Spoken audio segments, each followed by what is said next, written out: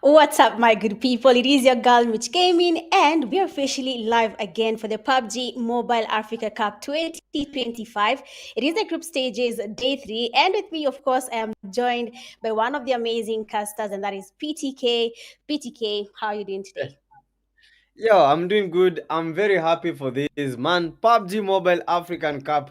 We did the day 1, we did the day 2, and finally, guys, day 3 is here. And we are going to be witnessing a daybreak. We are going to be witnessing one of the best, if not the best, actions when it comes to PUBG Mobile Africa as we know it.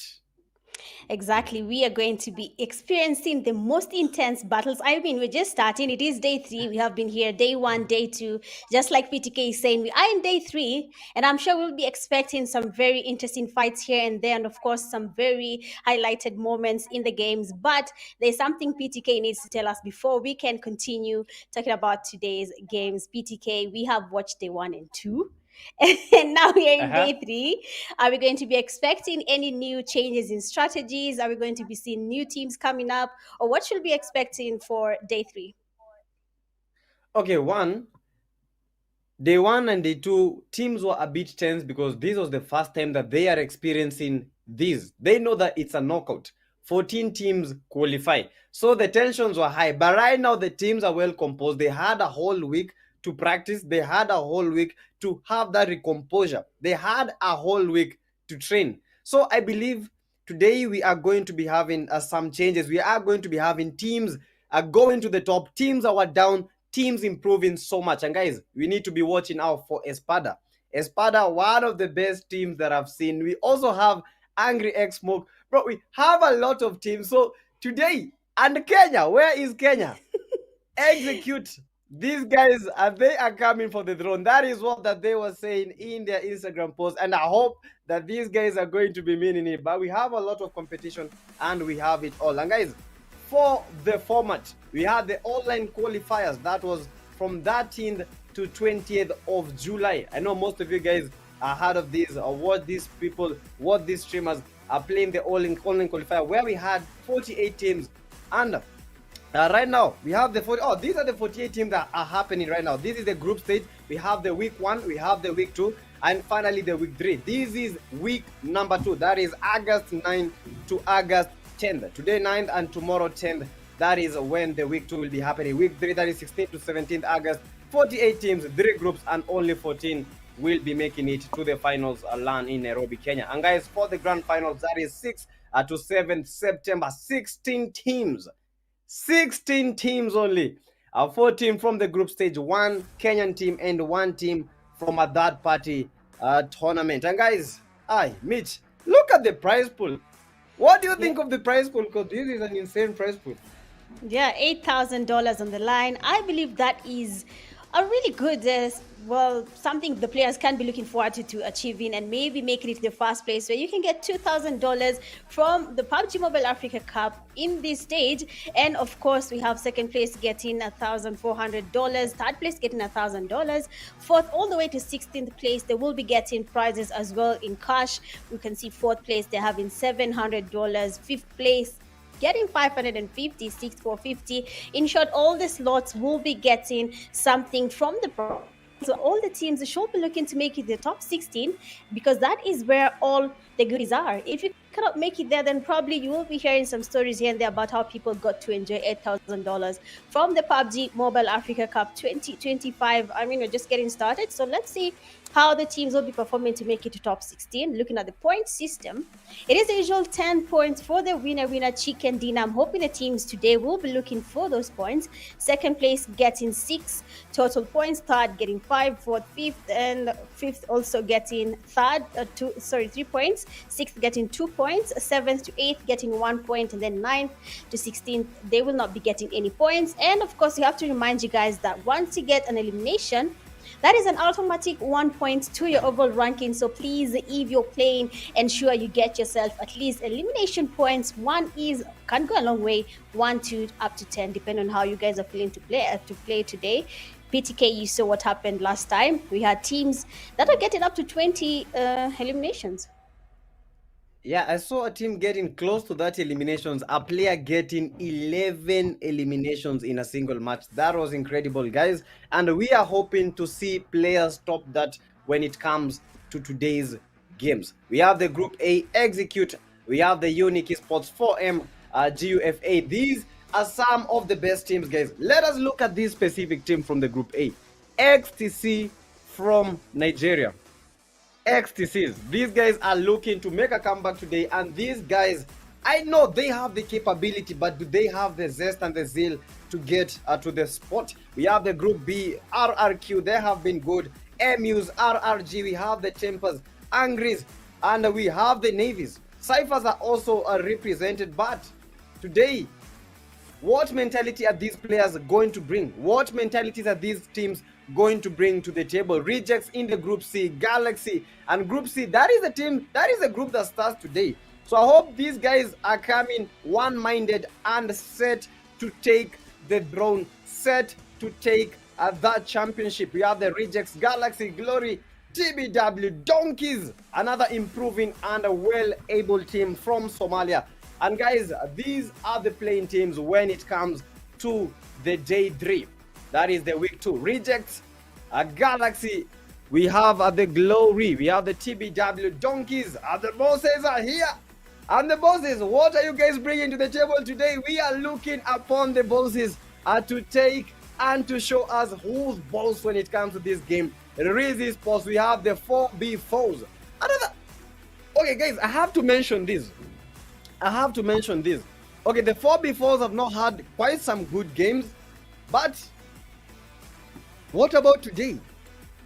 Are we going to see the same trajectory that we saw in the day 1 and the day 2? What are these guys going to bring today? 4B4s, let us see what you guys got. The Rejects, Espada, Madagascar. Oh my goodness. You can't talk about Group C without talking about Espada. Espada, one of the best. And that is how we know them. So Espada teams in the Group C. Let us see the competition. And the squad roster. Yo, Mitch, I know you've seen the Emperors. I know you've seen these, the Reject Emperors. What is happening? What is happening to them? Yeah, I believe that is RJC, a very strong team there from South Africa. I believe that is the most hyped team. We'll be seeing how they perform already there, doing a good job.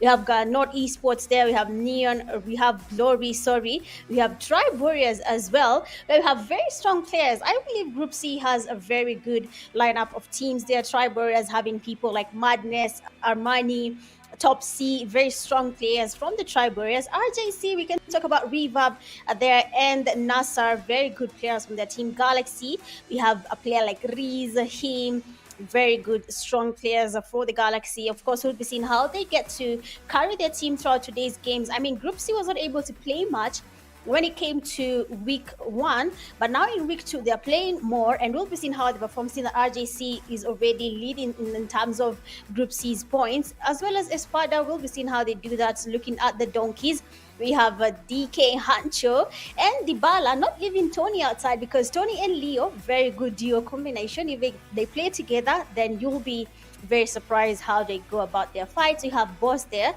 Ara, we have Godzi, Kairos, Bravo, very strong players as well. We have Insane.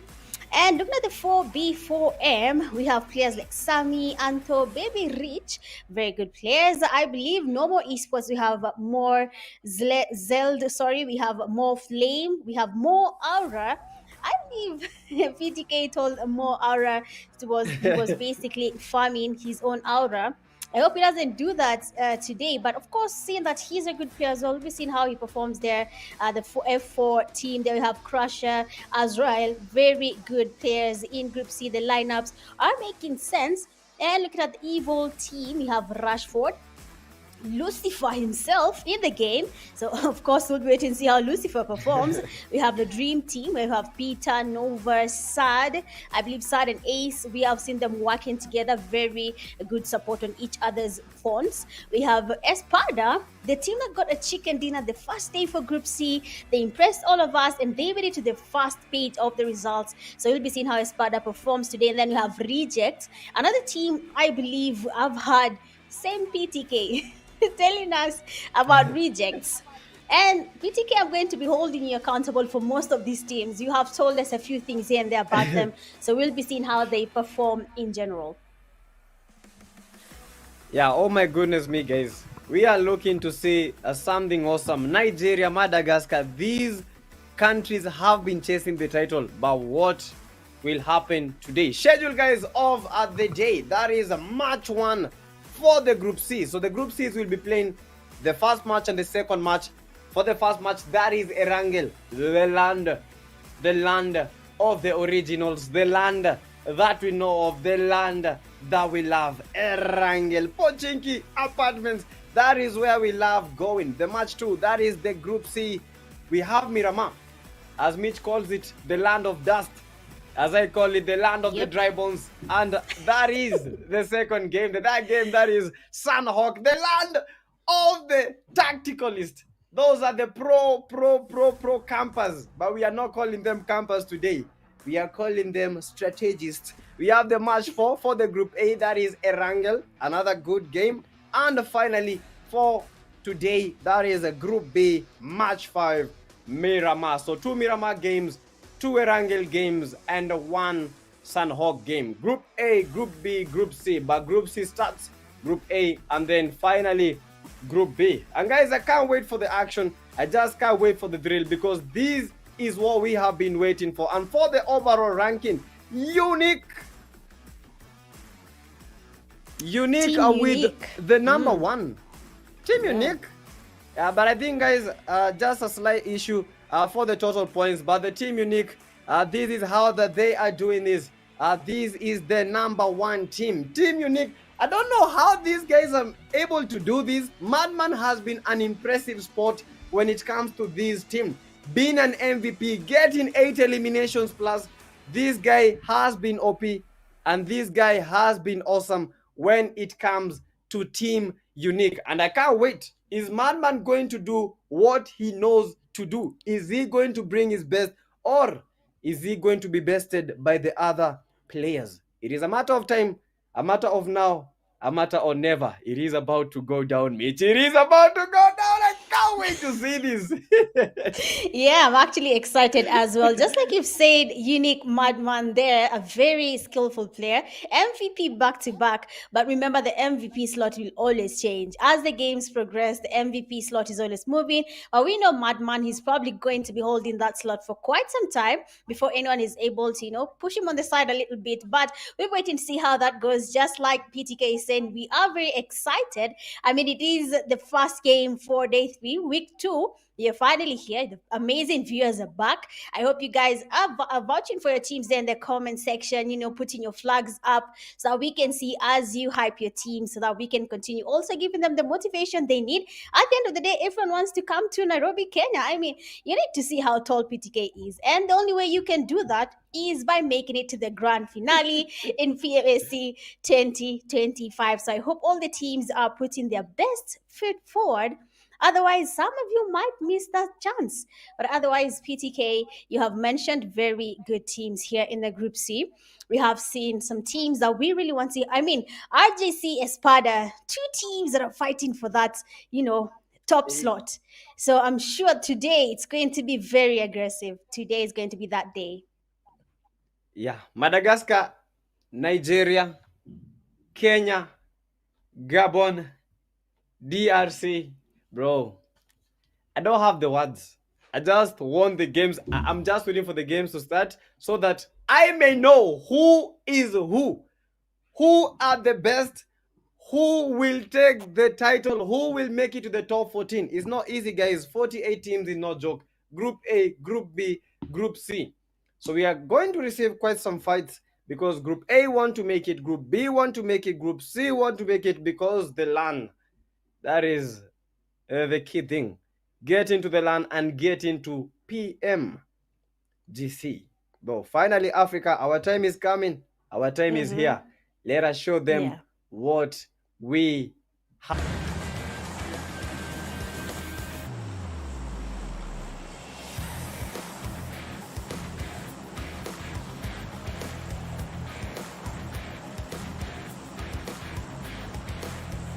Today, this is it. This is the moment.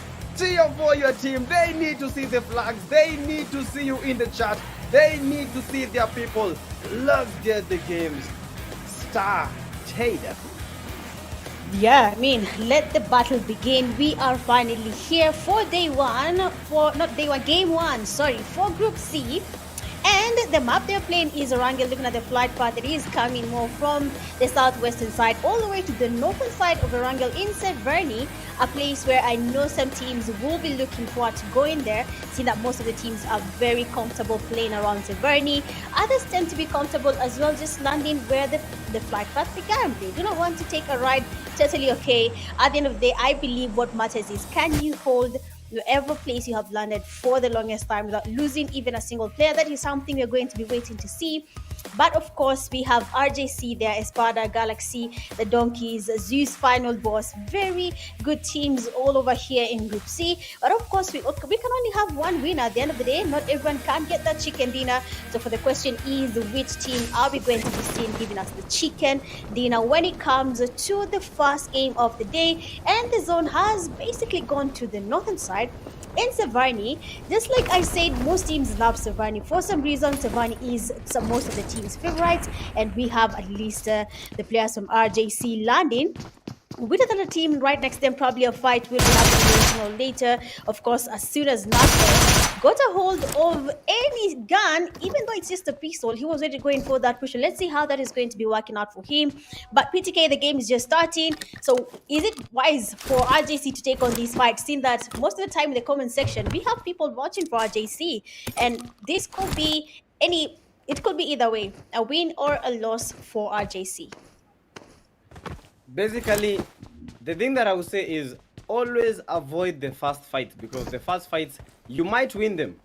I'm not saying that you'll lose them. You might win them, but then you might suffer like a lot of casualties. Maybe take down 4 players, but then lose 2 players. If you lose these 2 players, you are quite at a disadvantage of getting those placement points when it comes to those point system ranking, because the placement points are very, very important. And the last one, it is a numbers game. Quite some knock. That is the RGCS. Bro, this was the guy that got 11 eliminations in the day 2. And right now, already getting a knock. And they are thinking of making the push. Nade is in from the 7RB. This is the 7RB from the Evil. They are trying to get the RGCs. RGCs are locking in. Trying to put the nade, trying to throw the nade. That is just a dummy. Trying to make them come out of the spots, trying to make them move. Oh my goodness! RGCs with yet another knock, and they are getting the push. RGCs. Oh my goodness, quite some names.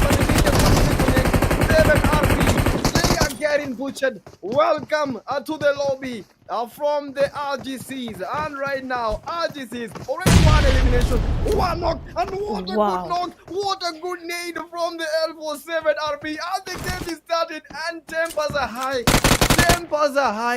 They are trying to... RGCs need to... Oh my goodness, Evil Unix eliminated. And it is basically a 4v2 situation at the moment. Time 5, still at 0, trying to survive the RGCs. RGCs. Is your time coming? Or are you guys just delaying the inevitable for the evil ones? As we continue, yo, Mitch, this was the thing. We were talking about these early pushes. And right now, I think the RGCs, they just need to go all in. They have the numbers. They just need to go all in. Yeah, true. They might win this. I think they might win this, right? Yeah, I agree with you. They have the numbers now, but you can see how Evil back there is waiting. I mean, that is a very dangerous pose. If you make one mistake, if it were me, I'd do the same thing.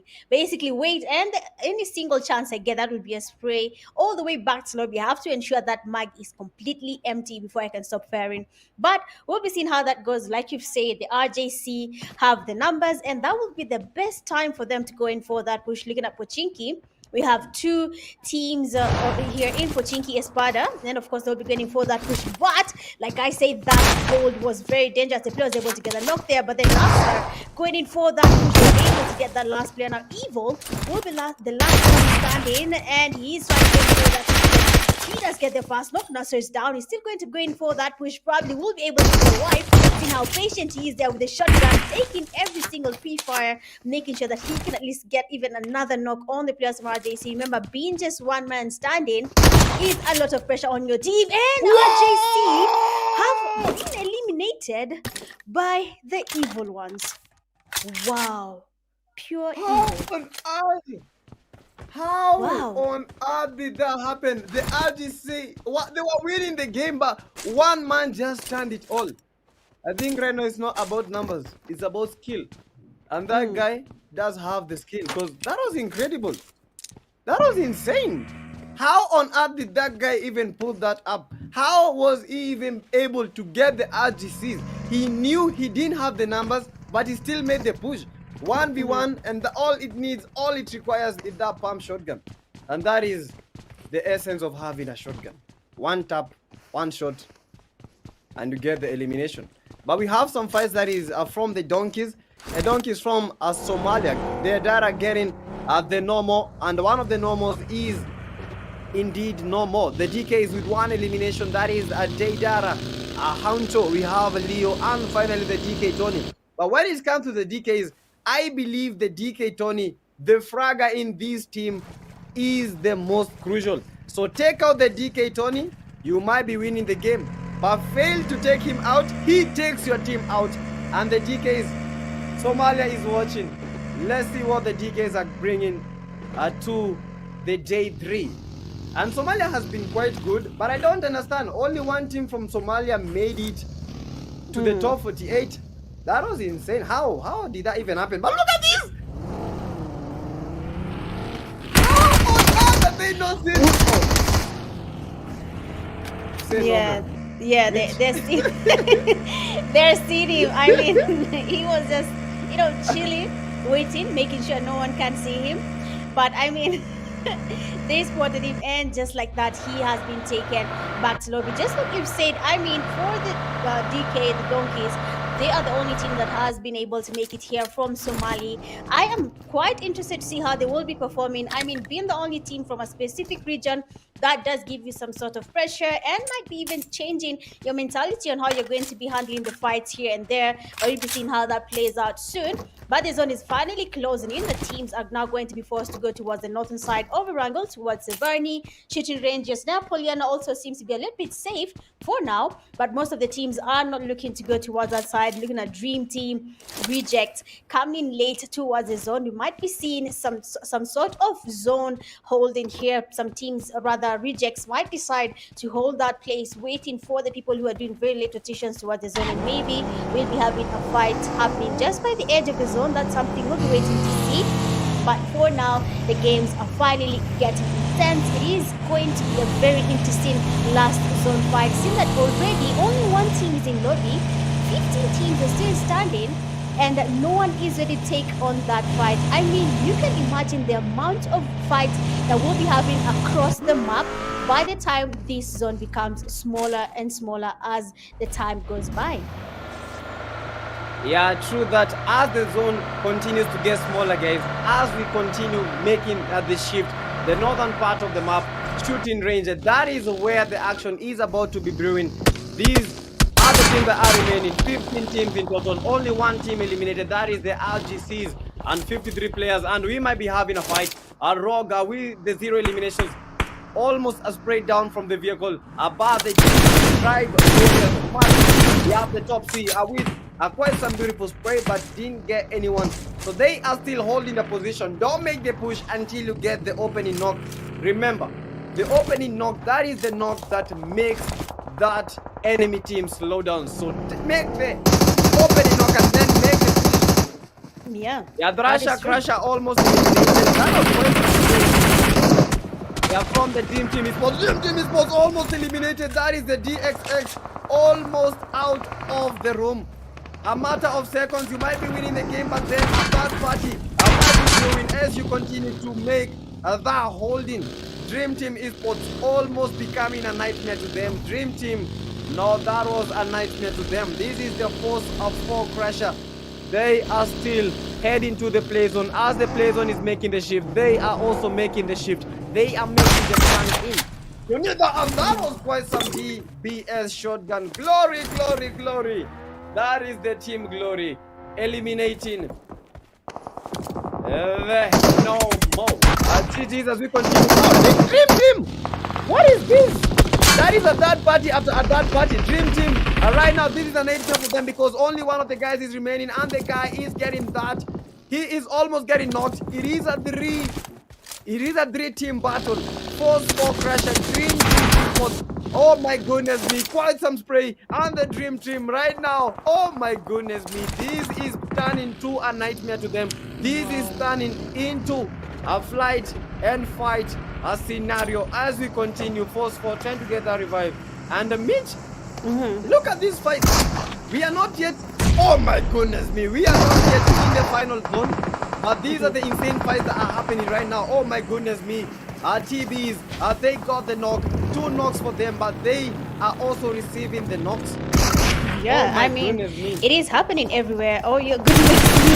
And our Cyber is their top C, trying to get the damage on the force there. He's trying to go for that amazing damage. I mean, top C is there to do the thing, and he does exactly that. He's able to get that cover on his teammate, and now finally, the players from Tribe Warriors will be able to get that revive.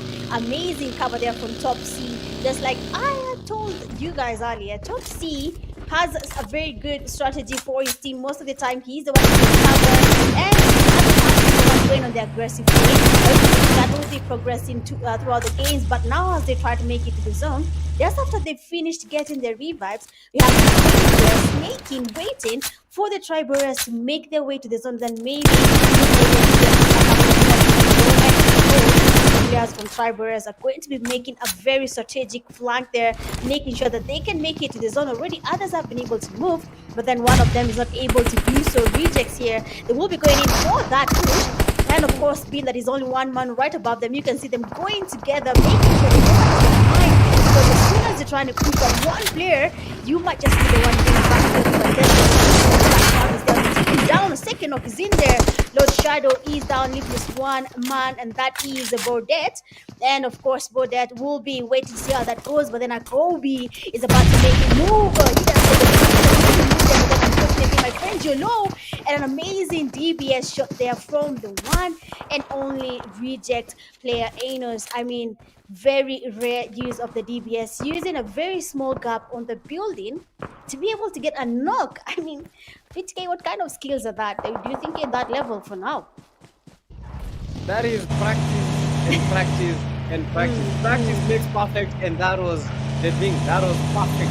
And perfect itself. Riz Esports are still trying to raise up the lobby. Oh, 0 eliminations for that team. Dream Team Esports and the man DXX, the lone wolf, the man that needs to look for the placement points, still survives, but not afraid for a fight. He is ready, and ready indeed, to take on anyone that tries to eliminate him. These are the insane Esports. Insane dust. Still not dusty. 0 eliminations. They have only 1 elimination, having 3 players in their team. OBP are out, RGCs are out, F4s are out, and no more. And no more. 4 teams eliminated in the first game of the day. 39 players remaining, 12 teams in total are remaining, and the zone are still shrinking as much as we can. And we talked about the shooting range. The shooting range will become a hot drop when it comes to this game, because the zone is shrinking towards that direction. The northern part of the map, that is where the zone is. Galaxy S29 eliminated by the play zone. Still not. I don't know if they will get the revive, but it is just a matter of time. Espada, this is the team that we have been watching out for. They got a chicken dinner in the day one. Will they be able to make it happen when it comes to this game? Espada still have 4 players, and they are looking to make that shine. The country is watching. Galaxy is still getting eliminated by the play zone. Where are Galaxy? Mitch, why are teams getting eliminated by the play zone right now? I mean, like you said it, of course, some people are changing their strategies, but it seems like for Galaxy, the strategy for a very late rotation might not be working for them, seeing that they're already losing a couple of players as they try to make their rotations towards the zone. But of course, it does happen sometimes. You can see for Galaxy, already 2 of their players there have been eliminated. That is a loss to the team. I hope they have a way of maybe covering that loss one way or another. If it's either holding a compound and waiting for the zone to start shifting and then maybe engage in the last zone fight, then they can start to recover from the loss. But we have a car chase and the 4v4M eSports getting from Rejects is also by the 4v4M. I mean, everyone is ready to get and immediately Amos there does go in for that spray. Does get the first player down from 4v4M. Second player down. If there's 2 players standing, that is Sami and a Spirit, and I'm not sure how they're going to be surviving this, not losing a couple of players. We can see a good number of casualties from every single side, but the thing is, teams are on every single angle and being able to fight. They're in the heart of the fight. They're in the middle of everything, and they cannot really engage till they decide what next. Their teammate here, that is 9, will be going back to lobby. They will revive him, and that is unfortunate for 4v4M. 2 of them remain standing. The game is getting closer to an end. So how will they be able to recover? Same to the team that was Galaxy. Oh my goodness me. One thing, how do you even knock someone from the vehicle, from inside a vehicle with an S12K? That was the single one. Right now, everyone's taking a shot. And the man almost becoming the Mataya, almost becoming the man that makes that 1v3, but 1v3 in his dreams. GG's, but was eliminated while trying to make that happen. Right now, Reject to 7 eliminations. We have the TBW Stripe Warriors 4 eliminations. We have the Donkeys with 2 eliminations, Glory with 2 eliminations, and Paradise, Invincible and Reese with 1 elimination each. And that is why Espada, they have been holding the spot, and they have been holding the spot for that. And that is how they have gotten the team that was making that push. Oh, BP out of the game, out of the lobby in the first game. We have the first game, that is Erangel. The next game, Miramar for the Group C. Espada trying to make the rotation. God Z. We have a Kirosh, a final boss. These are the final boss. Boss versus the Espada, and they are trying to make that a nade throw in. They are trying to make, and the ball is out, and that might be a knock, but not a knock. They are trying to get to a sweet spot. They are trying to create that choke point to get the boss team. They want to show them who is boss. Acquired some nade, getting some damage, but didn't quite get the knock. It is about connection. It is about the eliminations. It is about the placement. It is about it all. Get the placement, but boss, they are receiving quite some third party from south of their area. As we continue, guys, 19 players. Final boss got the knock. Bro, what is that? Look at this Espada. I think Espada may lose this. Mitch, I think Espada may be losing the fight. Yeah, want to make the push. This.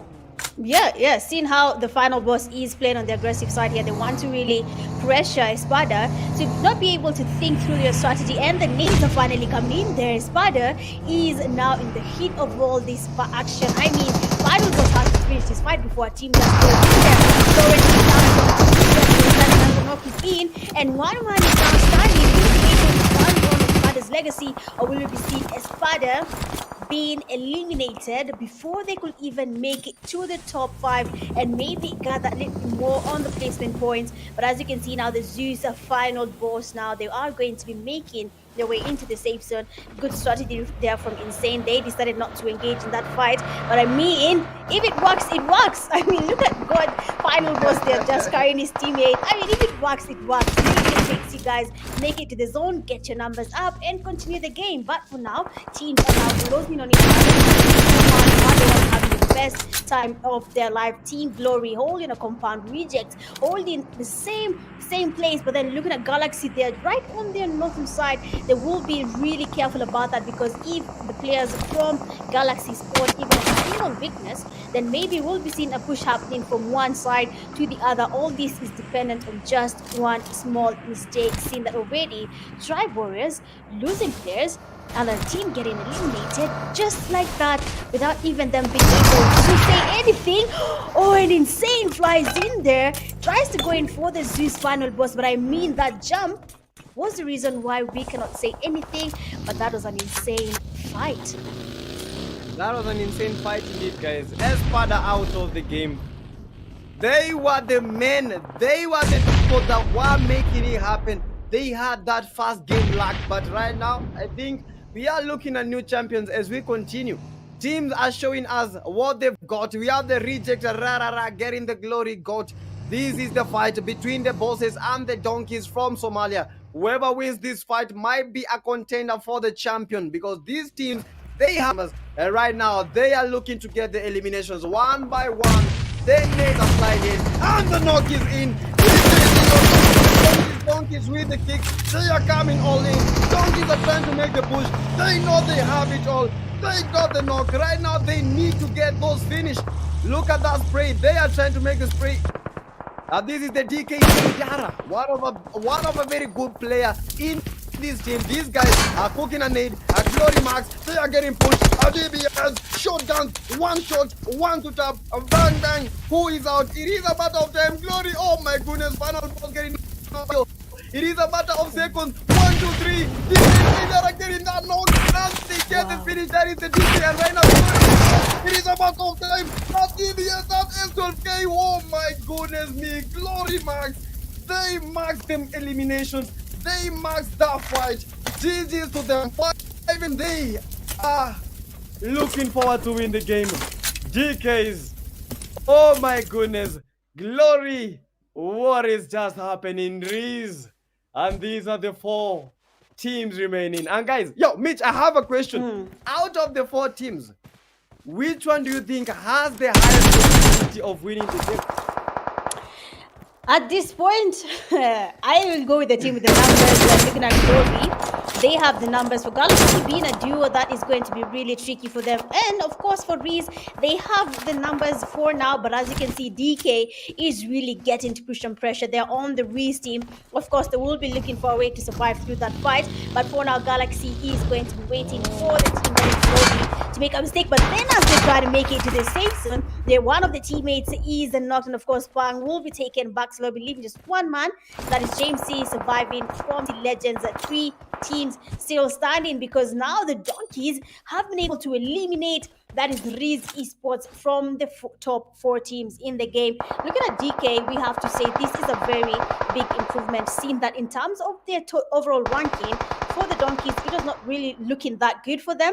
And they were not having the best games last week. But now we are here in week 2.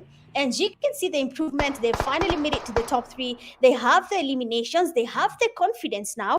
Just like you said, that one team surviving from a specific region might be what is going to be pushing them towards that victory. So for now, PTK, all I can say is probably the team that is going to win is the team that has good compound and numbers to sustain themselves for now. Another moment, I think the numbers, they are going to the donkeys, but then you need to remember what happened to the rejects. One man made quite some show, and he helped his team to win that. Right now, the donkeys 4 players in. It is a 4v3v2.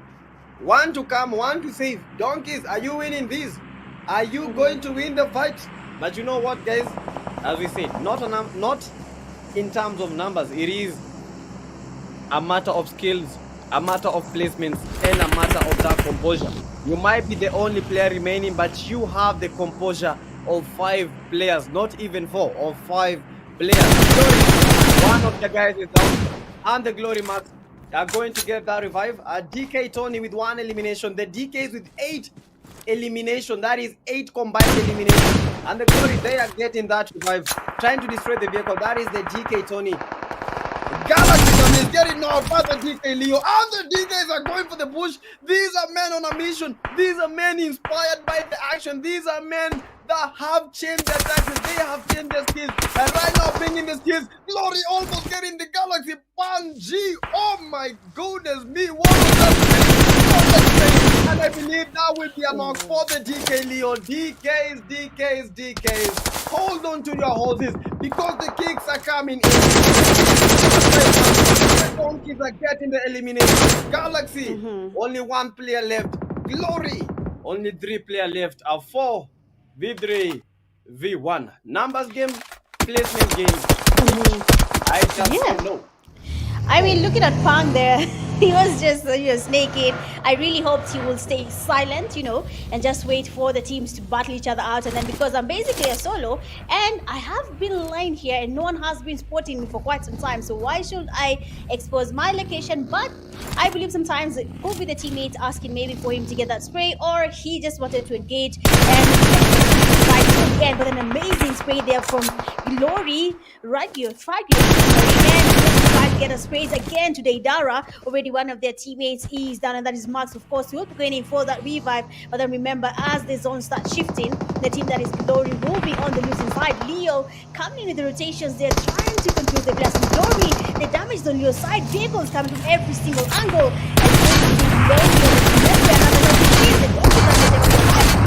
He's down. Tony will be going in for that push, and finally, first game of the day, that is Erangel, and it has new winners, and that is the Donkeys getting themselves a winner chicken dinner for the first game of the day. I mean, PTK, when we're talking about improvements, I think we'll be talking about the Donkeys for quite a long time now. That was quite insane, Mitch. Yeah, improvement. The Donkeys have done it. Brilliant. Oh my goodness, teenage kicks? No. Donkey kicks. These guys, they are bringing the kicks. Like it, like them, hate them. These are the men that just won the first game. Erangel. Somalia has just won their first game ever. And I believe this is their first ever chicken dinner when it comes to these qualifiers. Insane. DKs.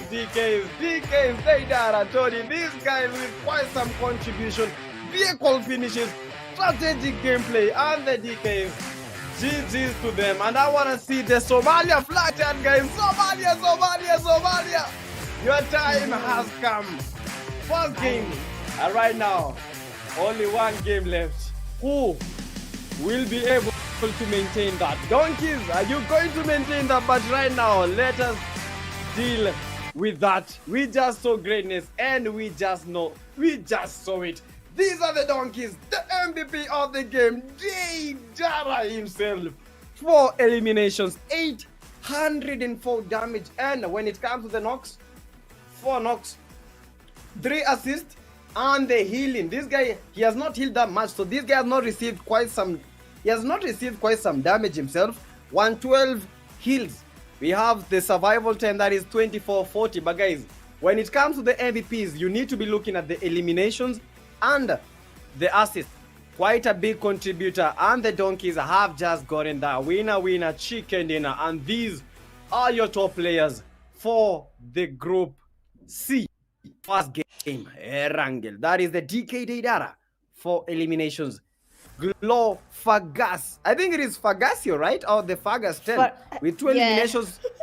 Fagas 10, yeah. But 2 eliminations and 4 knocks, insane. Reject Arara. This guy, 3 eliminations and 4 knocks. But look at the number of knocks, Mitch. Look at the number of knocks. How are these guys getting all these knocks? Because 4 knocks, 3 knocks, 4 knocks. How is this even possible? I mean, well, the game. You saw how they were playing, right? You saw how most of the teams were really engaging from a distance. They were not really putting themselves in the middle of the fight. So, of course, the knocks will be there.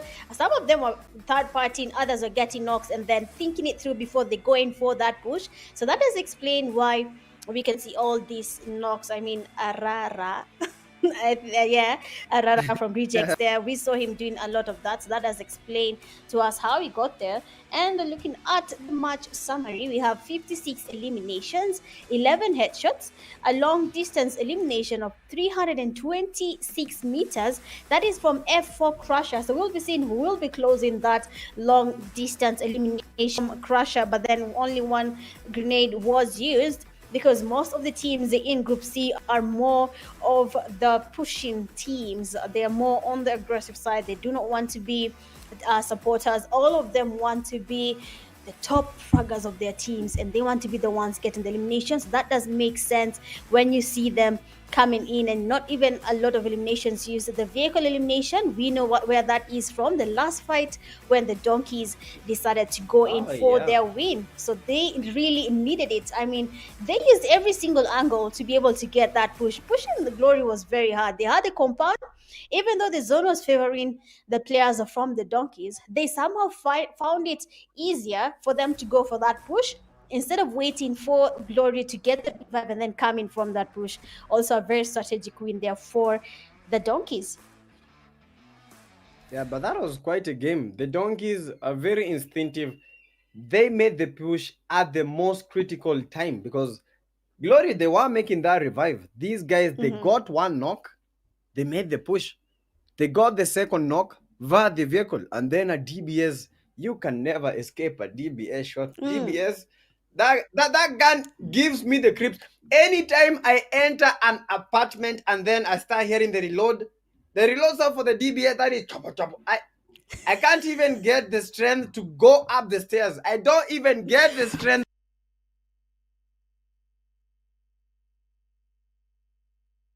The team, because how am I pushing someone with a DBS? This guy is dangerous.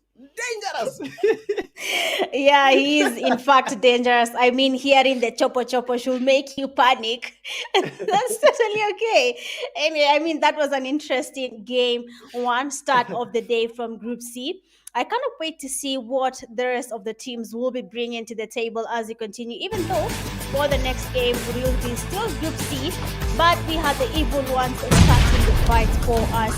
They took down RJC, even though at that moment it looked like RJC was about to be the one winning that.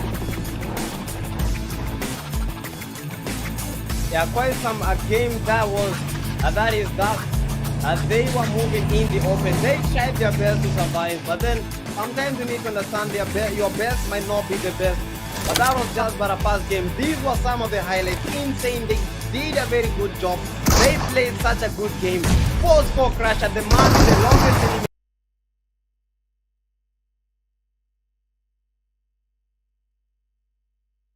They were with that fight and they made that happen. TB, our Tribe Warriors force for the Glorious. These guys with quite some survival tactics. That was quite insane. And when it comes to the game, shotguns are very, very good. And you have that close in. People are getting lost when it comes at the vision of push them to the level, but they get the He was one of the best 1v3s that I saw. Although he didn't complete the 1v3, that was just insane.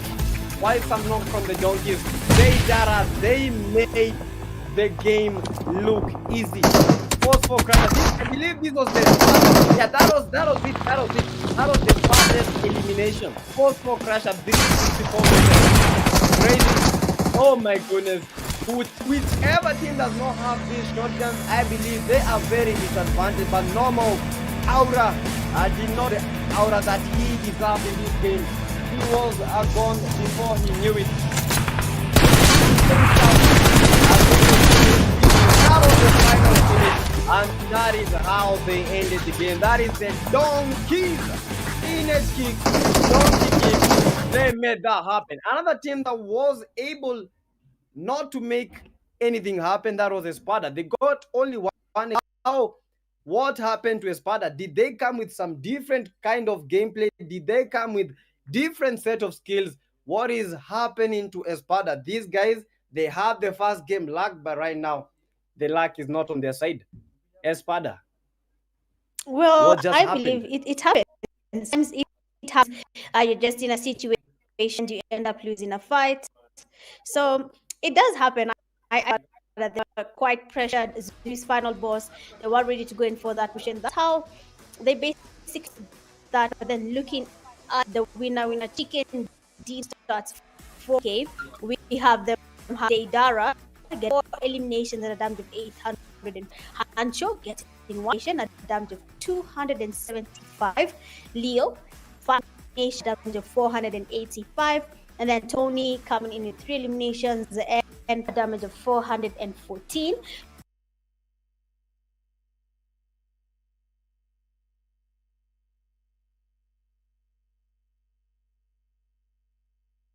getting cover for their team. And of course, that is how they were able to get the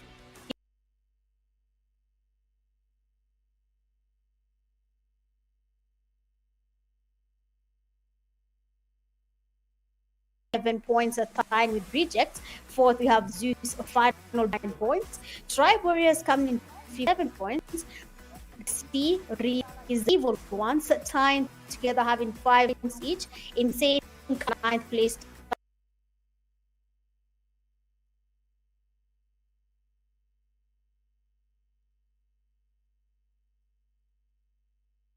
One, and then for no more 4v4M and big team.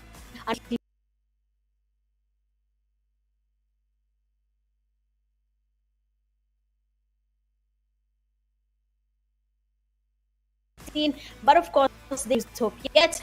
They have game.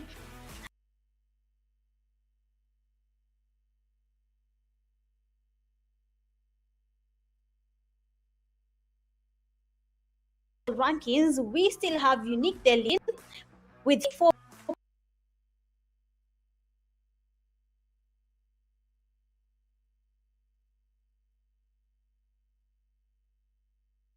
in the leaderboard first page, having just matches played and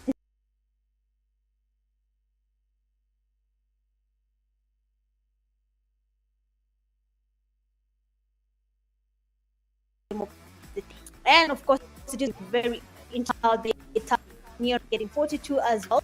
Zeus final boss 1 band 40 points. I mean, PTK, you can see what's happening now. RJC dominating all through, and this game that passed it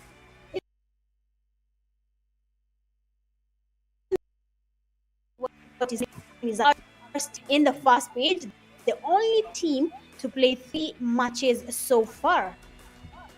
Yeah, I think these guys may be making a turnaround when it comes to the second game, because the RGCs, they have the highest possibility of getting to the top 1 as we speak, because 42 points and the number 1 person has 54. That is only 12 points. Survive, get a chicken dinner and 2 kills.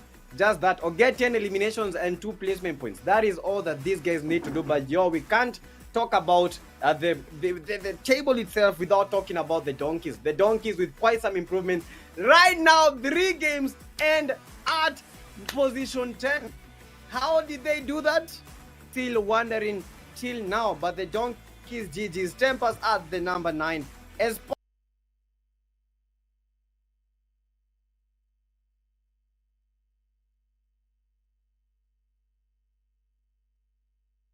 matches played, but they still have a chance. I believe Espada being one of the best.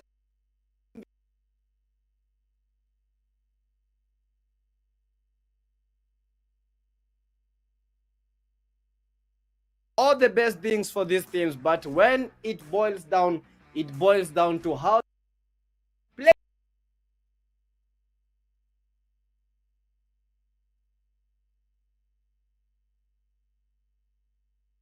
upon them to show us that they've got this. They've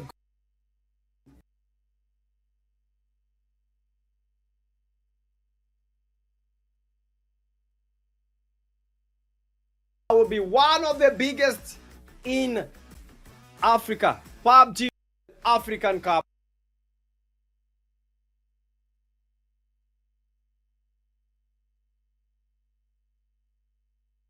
Games. When it comes to starter games, Erangel, I think I'm more Erangel right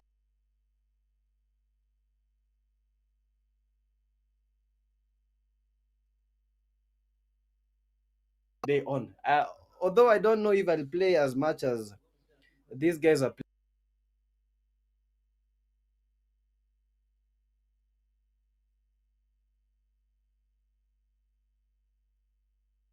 Competitiveness.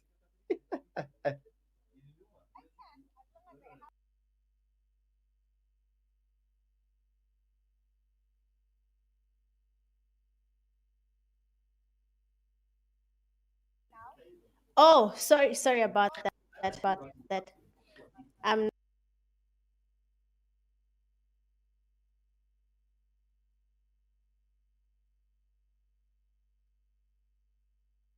And so can you, as me just said, outplay the rest and be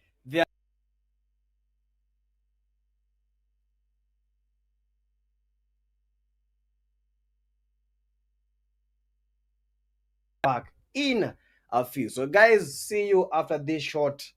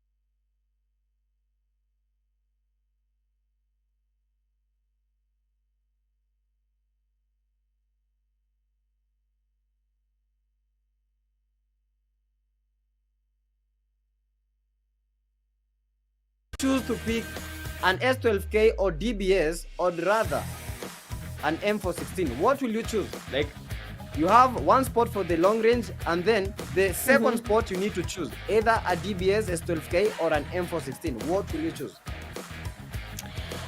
Wow. I think you just lost me there, but I can say you said very interesting. Okay, if I take a long range gun, which will be my secondary weapon, I think I'm going to go with an M4. But you see, the thing is, I have noticed the players are not really using the snipers. Well, they can be using the mini 14s. That is something I've seen, but they're carrying mini 14s with DBSs. So I can say I will carry a long range weapon and then use an M4, but I'm sure the players will be using something totally different from me, and that might be an AR and a DBS AR for the long range. But as you can see, the safe zone, well, the first zone for the game, it is on the northern side of Miramar. Most of the teams are in the safest place that they can be. They have, well, secured a spot in the safe zone. It is very interesting to see that this is happening, knowing that most of the teams tend to land far away from the flight path. But then this time around, most teams have landed on the exact same place there. We can see where they are going to be taking on the fight as of now. So far, El Azhar is the most crowded area in Miramar. We have at least three teams there. We have DBP, we have RJC, and we also have Insane in the same place. So I am going to be anticipating to see how this fight really turns out and which team is going to be walking out of here scot-free without losing even a single player. But of course, well, everyone has their own strategy, so some of them might be choosing to go away from this fight. But of course, asking you, PTK, seeing that you've asked about the Mini 14, you can see RJC already have the Mini 14 in their bags, and I think they'll be using that for quite some time.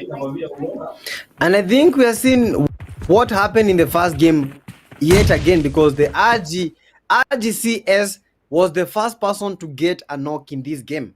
He did that in the previous game, but then they were eliminated with two of the enemy players. Right now, Espada, they are doing the RGC. Bro, this guy is going all in right now with two knocks already. And the RGCs are making the push. Oh my goodness, it is happening all again. The RGCs, one of the players is down, but look at what the RGCs are doing. They are going for the push. They are going for the knocks. Right now, they have 3 knocks. The knocks, they are getting red because they're not getting any elimination. They only got 1 elimination, 2 eliminations for eSports. Insane right now with 3 players only to their team. RGCs with one of their player who is down, and they need to get their player. We have the RGC with the AKM and a 4-time scope. One of the most insane combination, making the AKM a long-range weapon. Whether you like it, that is the best as it comes, as it seems. Espada still holding their position, trying to bring some different gameplay. And the OBP, they are going for the push. These are the original Black Panthers that will they win this fight with the SMGs. And this is OBP attempting. We are looking at a possible elimination. Original Black Panther are bring the fight, bring the kills, and the RGCs are making a push. OBP. Oh my goodness. This is the last player remaining. Very, very low. Getting pushed from every single direction. And that is just how the RGCs win their first fight for today. GG's. I mean, wow, that was really impressive how they were able to handle that fight from the beginning till the end. It does tell how organized team is, being able to make the right calls, being able to go in for that push, and being sure that your teammate will be there to cover you is very impressive coming from the RJC. So big up to them. But of course, the game is just getting started. RJC seems to be very much comfortable in engaging in the early zone fights. You talked about them, what their strategy should be if they want to be at the top of the table, better know how they play in this game. And like in terms of points. They already have 4 points to their name. Remember, they only have a few points away to be able to unique esports where they are right now, same to more esports. So we'll be seeing if they do that. But so for now, the evil ones, the team that in game one were able to take out RJC, are now looking to do that to the rejects team, making sure that they might be going back to the lobby as early as now. But we'll be seeing if that's going to be transparent or not, to be transparent or not. But for now, let's enjoy the land of dust. The teams might just be making very late rotations, and you'll be seeing how they go about it. But PTK advises, if you are playing now, will you be still going for the late rotations and end up wasting your utilities, or will you be playing in the middle of the zone and just waiting for people to come to you? Honestly, I believe you just need to flank. You need to avoid as many backshots as possible, because most of the times third parties are the worst. You're in the central position, but the amount of third party that is happening, you cannot even make it. Let's say you are holding the center one, right? At the center of the map. One team pushes, you get the 4 knocks, but then you receive quite some casualties. Maybe 2 of your players are out, and you all are very, very low when it comes to the armor. What are you going to do when a second team pushes? Like, you stand at a very big disadvantage. You can't run away. Already you are at the center. Where are you running away? People are already trying to third party you from every direction. So you try to run away, you are cornered. They have created that choke point. You cannot move anywhere. So that is a trap that teams avoid. Although getting to the play zone is good, don't get the play zone and hold the central position. Just hold it at a flank. But guys, we have a fight. And this is the OTP. Keep on Lucifer eliminated. And Lucifer seen hell in the blink of an eye. And that is hell itself. And the hell has been brought by the evil one. This is the evil back. The evil one's going for the push. And they are making that happen. A 1v2. It's a 1v2, they are trying to make that, and they got the damage, they got the push. Oh my goodness, evil back, getting some back, and back to the lobby. Have dominated that game. RGCS eliminated, and the evil ones, evil and out, evil and mid-evil, at times are coming for them. Insane, with a push, pump shotgun, and I believe this might be a knock. This might be happening. Oh my goodness me. Don't show me your back, because I'll make you go back to the lobby. Insane Razor is down. Bro, what is happening? But the dream team has been eliminated. But we still have that other fight. RGC's, only one of the players is remaining. No. Only one of the players was remaining. RGC's eliminated. 5 eliminations, but right now, not dancing in the lobby. Just wondering what happened in the day 2, match 2. Oh my goodness me. RGCs, what is happening to them? What is with them and these early leaves in the game? What is happening? Is it a change in tactics, or what did they change that is not working for them today? I mean, it is very alarming to see how RJC is going back to lobby too early in the game, engaging in the early zone fights, and then losing the fights is really not the way to go. And I hope RJC, IGL, and the teammates will be sitting after this game and talk about their strategies, because now RJC, they were the only team with the least number of matches played in the first page of the results. But now, if they maintain the same game, I mean, we're going to start seeing them going to the next page and probably changing the table as a whole. So I really hope something is going to be changing from that. RJC has a lot of eyes from South Africa looking at them, waiting for them to show them what they've got, because they trust that RJC can really dominate for them. But honestly, maybe it is just the need to get the eliminations up and maybe go with them all the way to the victory and the chicken dinner with the placement points and get at least a margin of 20, 30 plus points. But for now, that will not be possible. If only they played it a little bit safe, you know. If they just waited, play like beach, come somewhere and then come back later, you know. Yeah, I think that would have had like a different outcome. But look at this, the DKs are one-man shot. The DKs, one of the players is down. I don't know what fight that they are in, but this is insane. And the first four, they are still in a fight. Oh my goodness me. These are the bosses, and the bosses are making the sprays count. Oh my goodness, boss. He tried, he messed with them, and he made the escape. I got the knock, and it is a 3v4. Boss. These guys have been winning fights, but are they going to be winning this fight? And he goes for the push. He makes the push. It is an S12K battle, SMG battle. This is the Roga Gling. I'm making the push. Oh my goodness, what a molly. They are trying to molly me up. They are trying to execute him. And he is making a push. A one-man army. Oh my goodness, he got the knock. SMG. Oh my goodness me. A 1-1-1. That is one elimination for the man. And the bosses right now, they are getting boss as we see. This happen in final boss, trying to save their team, trying to inspire the team, but the bosses are down to 2 men. 1 knock, that is 3 men, but 1 is down. This is the final boss. They are trying to get that revive, playing against the play zone. Oh my goodness, what is happening? 1 2 down, 1 3 4. It is just insane. They came for the fight, but they are getting eliminated as we speak.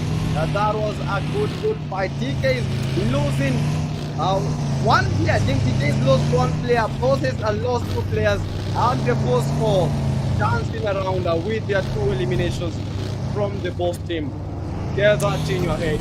It is bottling up, and it is happening all over again. Insane games and insane pushes. I mean, you told them to get that.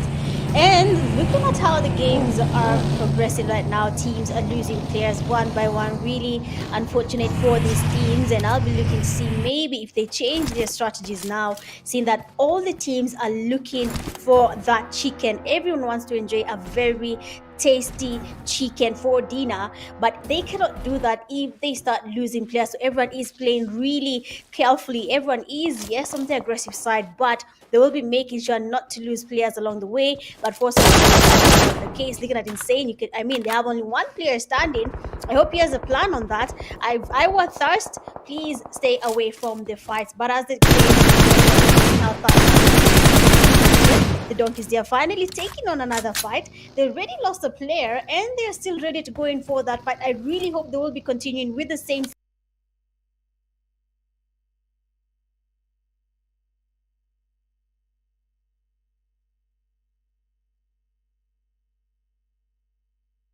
when the game was beginning. They got their chicken dinner. They had the numbers. Why I hope that's something they're looking to continue with. But then amazing damage there on rejects Arara, and that is going to be an insane player. They have been just for a solo, and of course Spyro will be going in for that push. Arara spotting him right there, for that push. Just be really careful. It seems like Arara's earphones were not really working well at that point, and he could not hear the side that he was getting pushed by Pyro. But then remember, 1 man an amazing spray on the player. He doesn't really get a knock yet, but then he is this close to being able to get a wipe on the players from rejects. Let's just see how this player will be handling the fight, and maybe we'll be having something to talk about as the game progresses. But then Group C now have proven that they are also on the way to victory. Getting to the top 14 is the goal for most of the teams. Just have to make sure every single fight counts before we can call it a night in day 3's games. Yo, day 3 insane as guys. Mitch has been talking about what has been happening, and for real, day 3 is insane. Second game, that is Miramar for the group and number C. Galaxy with the 0 eliminations. Insane with 4 eliminations. Wait a nade, and he got the nade. That is how we do. Oh my goodness, what an exchange. A nade for a nade. He got the Gling with a nade, but Gling had already sent his nade flying, and he also got the nade in. Oh my jeez, this is happening all over again. Quite some nades from the force as real. You know it never gets as real as this. This is the force for Azrael. I'm making that push, trying to make that relocate, throw that nade, let the ball fly, and let it happen all over again. The TDs are getting strong, and the TDs thing are with not glorious indeed. Oh my goodness me, DKs have been eliminated, And the winners for the first game right now, bottling their lead. How did they even do that? How did they got 0 eliminations and they were eliminated, I think, 11th? 0 points. Yeah. I mean, I think they're feeling the pressure now. Everyone is just trying to get those points up, but they're not really going it the right way, and that is costing them a lot. I mean, losing a fight is just not the way to go about it. You need to survive for everyone to talk about your team. But as you can see now, the Tribe Warriors have F4 right next to them. You might be seeing some push happening here and there. Nate's getting picked up. Already Azrael is down. Sham there. It seems like Madness is cooking up some mad nades here, and he wants to get them connecting on Sham, but then the nades are not really landing there because Sham has changed his position. I mean, these nades are on point. They are landing where they need to land. The thing is that the players are not there to get knocked by those amazing grenades. We can see Tribe Warriors still cooking up the nades. They have a lot of grenades in their backpack, and they want to continue using them as much as they can. Crusher there right in front of it. The nades are getting cooked up, but then nothing is really connecting. Topsy, the man who, when it came to the first game in Erangel, was able to give his team the best cover ever, and they were able to survive a fight and make their way to the top slots in Erangel. But now they have a team right next to them, and they need to finish this fight before we can see more teams that part in this fight. We can see Glory lacking around. They might be waiting for this fight to end, and then maybe they can third party and get them as they try to make it to the safe zone. But we'll be seeing if that's going to be the case or not. But for F4, 3 players standing, Tribe Warriors, a full team, they can go in for that push. They can easily take out F4, but we are not sure if that's going to be the case. Everyone right now is playing the patience game. I mean, the zone is not going anywhere. We are in the safe zone, so why should we move from where we are just to be able to get eliminated at the end of the day? But then now our money, we will be trying to go in for that push. Nades still getting picked up. They seem to be out of nades, but then the mollies are still counting. Crusher, they are seeing the molly coming towards him. We'll be waiting to see what, or rather, who will be making that mistake from the Tribe Warriors. They're trying to get the fires, but the nades are out again. We have the fast knock is in there. Tribe Warriors coming down, and of course, down there trying to get the spray, trying to get a knock there. Money getting damaged by that grenade. They need to close in that push before anything happens. Tribe Warriors is able to get the revive, but then Madness is down. That is there. Crusher being spotted. The damage is in. Our Money has to be really careful, otherwise his teammate Madness will be taken back. So the Tribe Warriors, it is not going well. Armani trying to get the cover, but then this time around the Tribe Warriors will not be surviving this fight because all their teammates have been eliminated. PTK, it's time. Get ready. The action is here. That is force, and that is action by the force. Tribe Warriors did not expect such kind of force, but guys, that was supposed to be very close to 7 eliminations, and right now they are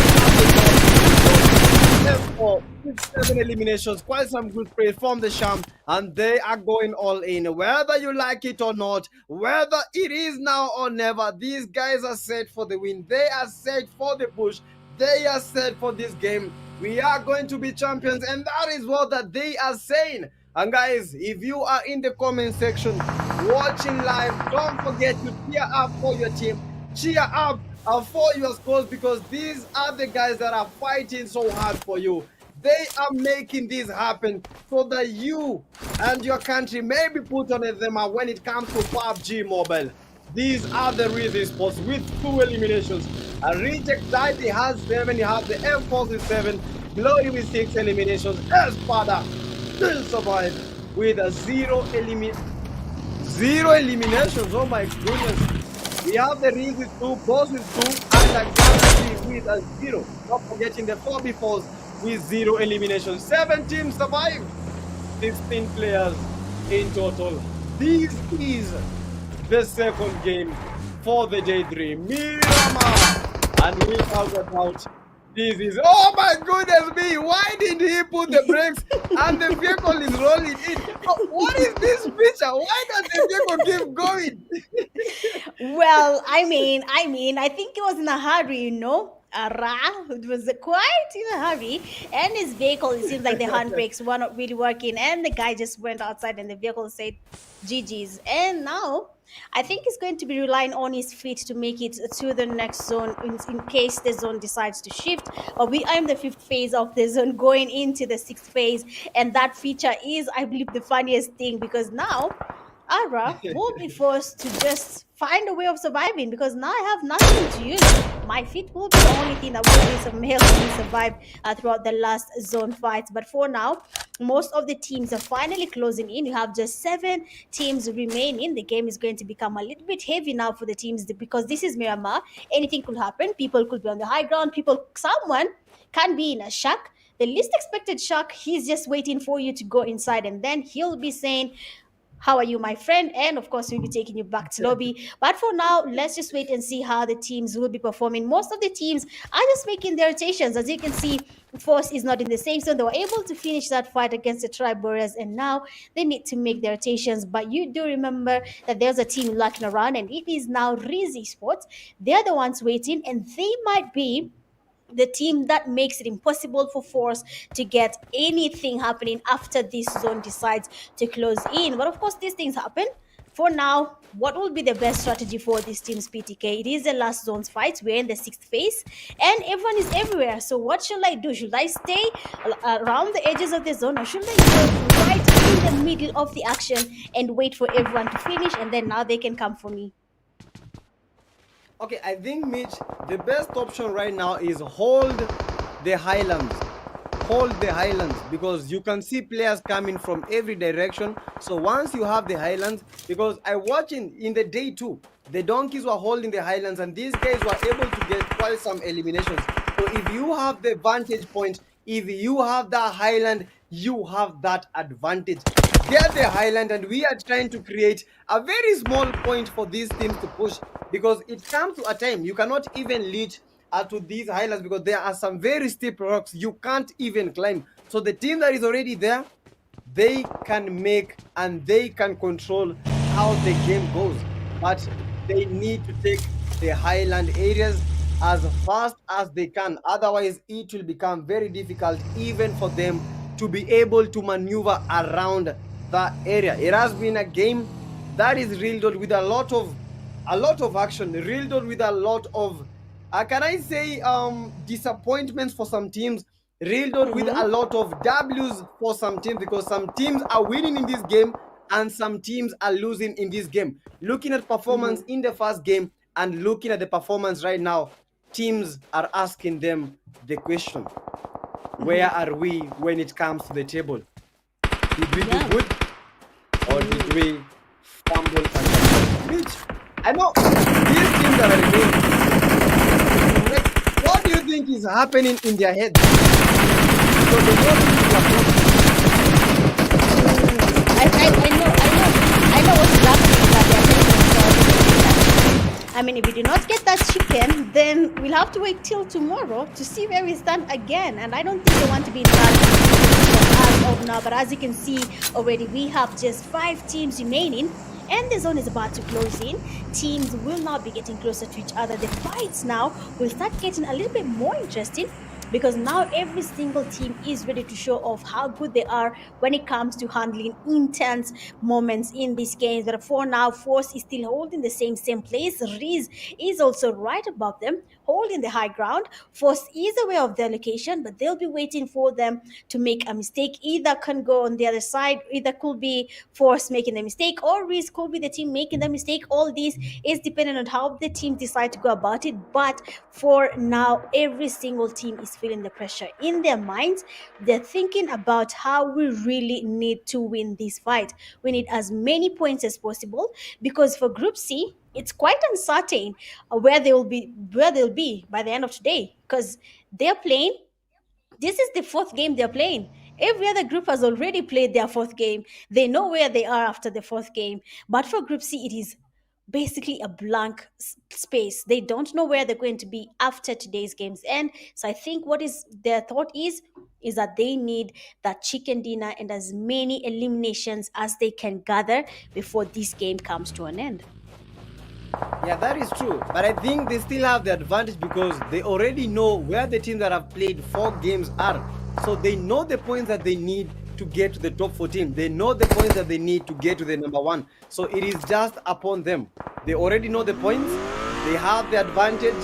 What can they do when it comes to this advantage that they have? Oh my goodness! Reese Laser getting lasered by the force, and the force are a force to be reckoned with. These guys, they are no joke. Our force as will almost are getting knocked. And as we continue with the action, Reese versus the Force 4. As the Force 4s are going to make this happen. Don't forget, 5 teams remain. And who will be able to make the game theirs? Reese almost eliminated. And Force 4 Crusher also almost eliminated. Oh my goodness. What a knock from the Glories. Oh my goodness. What is happening? Reese must have bring the Reese. Bring the action. We need to see you in play. Reese must have get covered the Force 4. What a flash. What a rotation. This is the man. Going for the rotation. Going for the fast knocks. Going for the fast blood. Going for those young players. It is a matter of time. They are going all in. Reese. Only one of the players is remaining. Will they be able to survive at the force of the force foul? Reese just got the revive, and they are 2 players in. One of the other players getting revived. So I think these guys still have the numbers. But look at this. Reese going for that pump shotgun, but pump back down. Stay down, boys. We are the Falls, and this is the Falls. And Delta. We are dealing with you all. Oh my goodness me. What a 1v3. This is the one. Bring down your popcorns, guys. Let the popcorns come to play. Because this is the man that made all that happen, Mitch. Oh, wow. I mean, what just happened? One man, low HP, and he single-handedly takes out a team. I mean, Sham has 6 eliminations. The last 2 kills were something I believe everyone will be talking about for quite some time. But honestly, amazing play there from F4 player Sham. We will be talking about you for quite some time. So good job there. But for now, 3 teams remain in Espada still in the game. I believe the first game Espada won was in Miramar. That was the first week of the group stages, and we had Espada coming in Miramar, coming quite aggressive, and they got themselves a chicken dinner. So I'm starting to believe that this is Espada's best map so far. But then the Glories, they're ready to rain on them there with the grenades coming from every single angle. Florent, they're being the last person standing, and Espada has been eliminated. 2 teams standing, and of course the Glory will be going in for that push. Zeus 3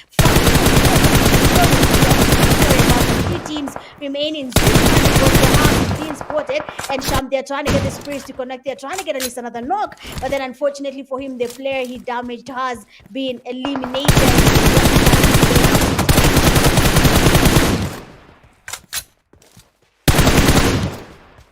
Oh my goodness me, guys! Mauritania right now, they are great. They're going to down the falls. And they, GG's. Glory indeed. Mauritania retaining and getting the win. We just have to do that. Glory, Mauritania. Team Glory making Mauritania getting seen and getting recognized for their awesome skills. They had the numbers, they had it all, and they made that happen. Never lose such a fight. Everyone, and that was indeed what we was expecting to see, Mitch. Exactly. I mean, wow. Miramar is that map that I told you. It's my favorite map for a reason. You have seen why it is my favorite map. Teams, players, always thinking outside the box. They always have one step ahead of everyone, even though some of them don't get to win. But you'll see how much they use their IQ in Miramar alone, because that map is very aggressive. It is not an easy map to survive. People every angle. I mean, if one person gets the high ground, we saw that in week 1, DK had the highest ground, and they were making it so hard for everyone to be able to survive, even though a third party in fights. But then now we come here in the second week, and we're watching Miramar, and you see a player like Sham. He comes in, and that is not even HP. That is a drop of something, but not HP, and he takes out 2 players with that same HP. I mean, Miramar, thank you for existing, and Sham, good stuff there from you and your team. Oh my goodness know how this guy was feeling. Like, How was the blood? How was his heart pumping? Because Exactly. he got the first player, he got the second, and he knew this is the last player. I am 0 HP. What am I going to do? But then he does Mm-hmm. it. He does Yeah. it. Like, what was the kind of excitement, bro? And I'm also excited for. Oh my goodness, that guy, that man just did Mauritania. That was the last fight, and this man, although he did not do yet another 1v3, this Mhm. guy, he got the placement points, and Mauritius are the first four. They have represented by Mauritania. Team Glory. GG's for you guys. They played a good game. I didn't expect, but right now, I think I am more expectant than ever. And guys, looking at the MVPs, that was a very good game. That is the man himself, the man that we have been talking about. F4 Sham with that awesome fight against the Riz. You love to see and rewatch that clip. MVP getting 6 eliminations, total damage that is 1035, insane, and he got 5 knocks. He has 1 assist, and look at the heals, bro. Look at the heals. This guy was a total medhead. Survival time that is 26-34. This man not only survived, he thrived. He made it happen. And looking at your top players, that is the F4 Sham. 6 eliminations, 5 knocks, with a damage of 1035. Survival time insane. We have the Glow Fagasio. Oh my goodness me. This man still in the shit for the top players. 4 eliminations, 4 knocks, insane damage. We have Razor, Glow M7 MG, and we have the Mark 77. But look at this. Look at this. Team Glory. Yeah. 3 of their players made it to their top players. How do you even come up with this? You can't make this stuff up. 3 of your players, you got the chicken dinner. Oh my goodness. You guys, you are going for the win, and they definitely set up the pace for the day number 3. Group C. We can see what is happening, and I hope you guys are enjoying all this great and tantalizing action that has been happening. Erangel, Miramar, this is Miramar, and these are your top players as we continue with the game. Yep. I mean, the glory there. The teams in Group C are proving to be very resourceful in getting their chicken dinners and eliminations to count. The glory there have done a really good job. But for this game, 59 eliminations, headshots at 9, the longest distance elimination at 315 meters, that is from No More Zeld, but he hasn't really been able to top that was a crusher from F4 yet. But we'll be seeing if that changes as the game continues to progress. We don't have any vehicle elimination, 2 grenade eliminations, and 2 airdrops have been looted. But for that long distance, I expect it to be a little bit higher, because seeing that this is Miramar, and most of the teams are playing at a long range, I expected it to be higher, but Crusher still leading there with the 326 meter mark. I don't think anyone will be closing that down for a while, but we'll be seeing how that plays out. But an amazing game there coming from Group C. Well thought out strategies, amazing reflexes from every single side. I have to say that is really good from Group C. And seeing that their games have come to an end for today, I hope when they play tomorrow, Group C will have the same excitement as we have experienced today. They have really showed us that they have what it takes to dominate in the next coming games and make it as well to the top 14. So of course we'll be seeing how they go about it, but everything right now is just dependent on tomorrow for the Group C. Everything else is just simple and clear, coming from all sides of the teams. Also, PTK, you talked about DK. What changed for DK there? Okay, honestly, maybe they were too excited.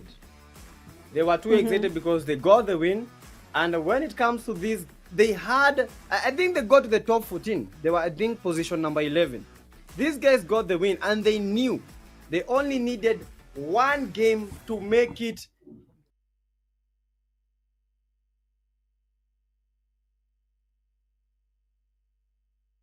Double GZ to make it to the top 10. They only needed a couple of points.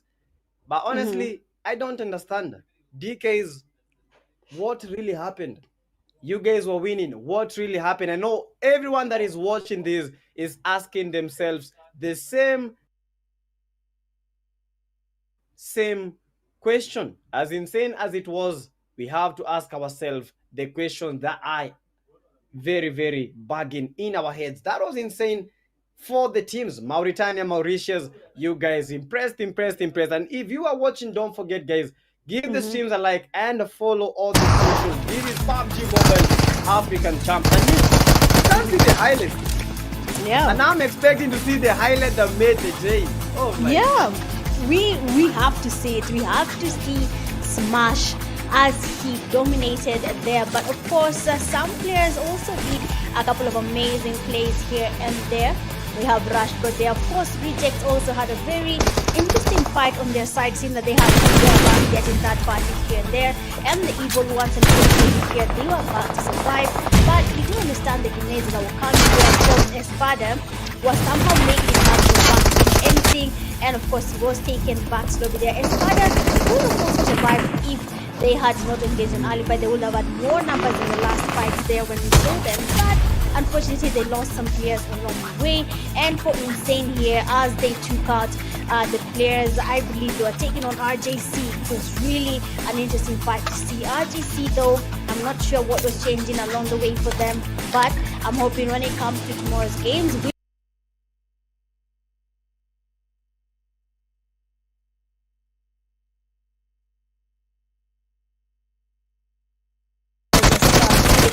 want to go about it. But as you can see here, F4 player, I mean, they were really doing that. They were working for their victory. And even though they lost all the players along the way, they did come.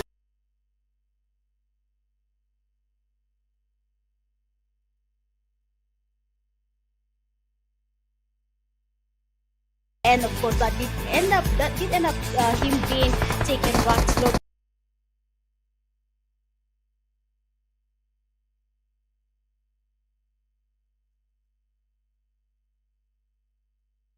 Because Sham, he took that fight.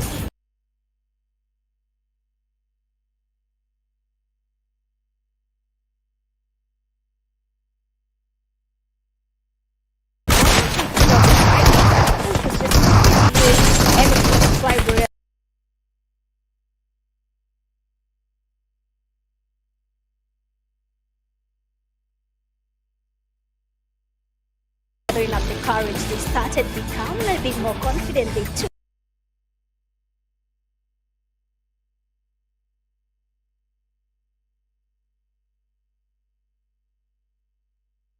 and that is Sham. When the fight became intense, when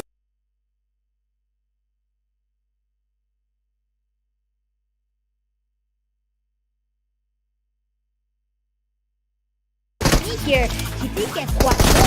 Look at that knock, he was almost getting down.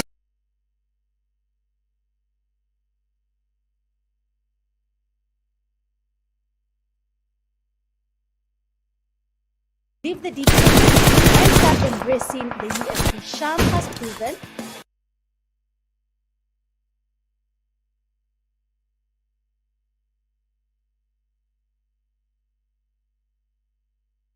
I think that was an insane UMP squad where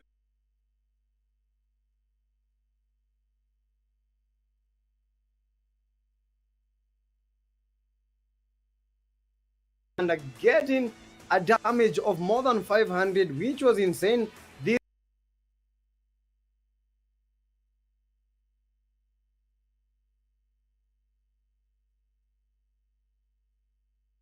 we have two for the M7 and finally one from for the GOAT. But look at the damage. These guys, they played as a team, and as a team they won. I believe GOAT had been eliminated. That is why it was a 3v1 at the end of the game, and that is why maybe his damage is a bit low. But looking at all the other players, these guys, they did a good job. They survived, they thrived, and that is why they are smiling right now. They know that they topped that game. They know that they had it all. A total of 11 elimination and a chicken dinner. That is more than 20 points in the game number 2. Erangel was good, but you know what? Miramar was better for the Glory. And as you look at the match ranking, the Glory with the 21 points. Oh my goodness me. What a comeback. These guys, they know that they are chasing the championship. They know that they are chasing the top 14. They know that they might be heading to the LAN. But I think it might be soon.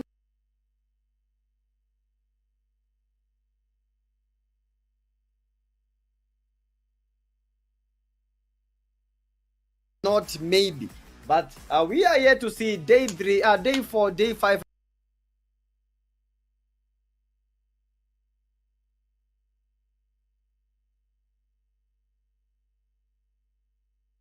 This is the overall ranking, and as it is unique esports still holding that number 1 position.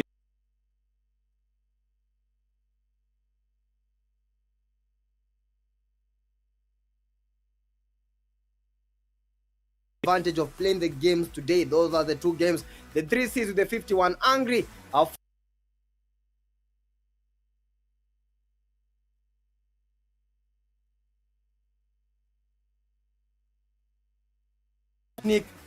not the team with the most eliminations. The Reject have had the most eliminations, that is 37. I don't know what happened to them today, but the 7 points that they got, I think, up their tally to 47. GG's to them. The number 9 teams, we have the one band, we have the boss, are making that comeback with the 37. Tempers back with the 36. F4s with the clutch, and right now 34 points, taking them to position number 12. GG to them. Sham, that was nice, and that is why they are there. Espada also going up with the 31 points. Oh my goodness. DK's fumbling a bit and heading to the position number 14, but oh my goodness.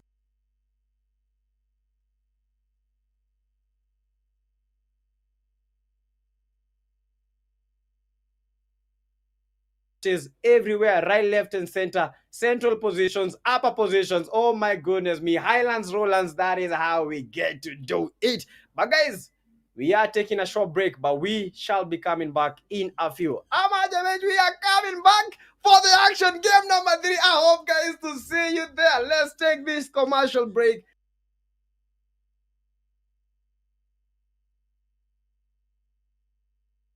A tiny little bit.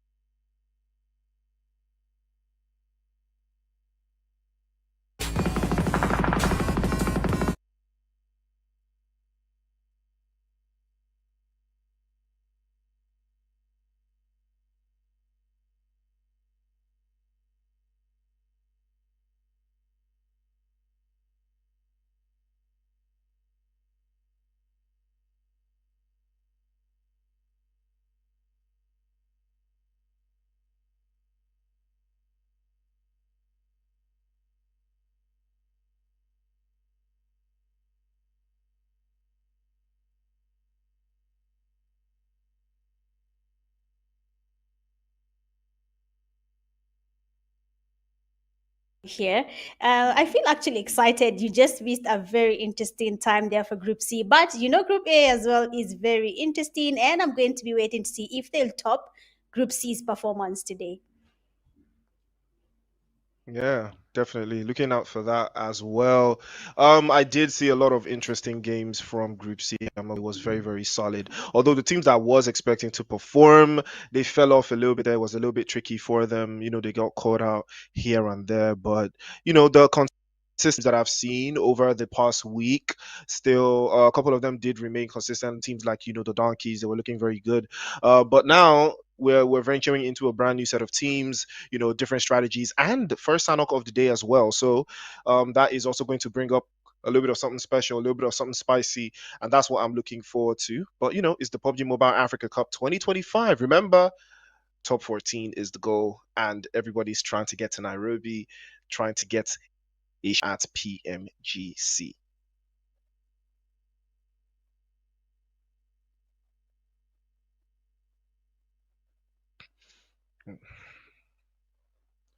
Okay.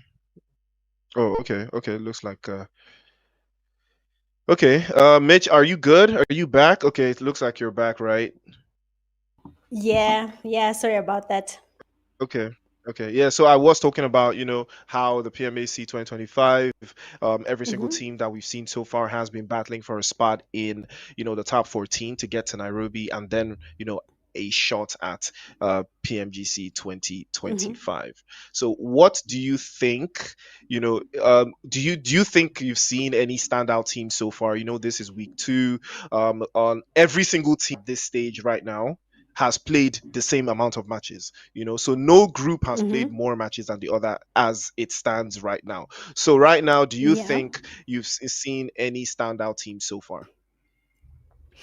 Yes, I actually have. I could talk about Team Unique. That's a team I'll be looking to see how they perform throughout the games. They have really showcased amazing performance from day one.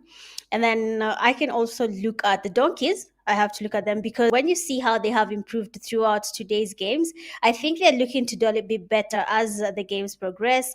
We also have RJC from South Africa. I really hope RJC is going to pull up their game as well. But you're putting me at a fix there. But I have a lot of teams that I'm going to be looking to see how they perform. But to be honest, most of them are doing a really good job. Even from Kenya, I think I'm going to be looking at EXE and MU as well. Nigeria, we have XTC, 3C. Yeah, a lot of teams, Priest. Well, the proof is in the pudding. Ladies and gentlemen, PMAC 2025. The action is here. Action, action, and way more action. Sanhok is the crash out map, the number one crash out map, and we love to see it. Every single team now with a strategy of their own, looking for a way through the emblems of what it is to be in the PMGC. But right now, we go execute unique. We've got 4 Miracles, GUFA, Ecstasy, 12 Esports, Zeus Esports as well, MAU Esports, the Emperors, not. We've got Neon Rising.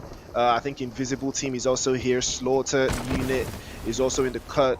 Rodriguez Esports, Royal Academy from Gabon, and Les Rushers. Big teams, big names. Group A. This would be, I believe, day 3. So match 3. So these teams are, they are a little bit more conversant with each other at this stage, and the action is already kicking off. Rodriguez with the first blow, first draw. Braxis, who's going to be victim, he gets sent away. Unfortunate scenario for them, losing. This strategies goes out the window once they start. Like Ovi Sports want to take reaction as well, but not esports.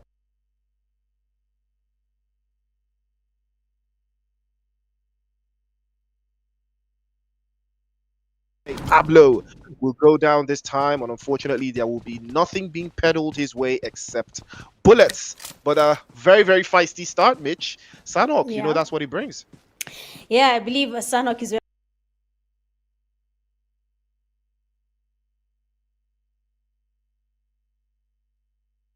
tend to really engage in the early fast zone fights, and we can see that happening already. And just like you've said, most of them will be focusing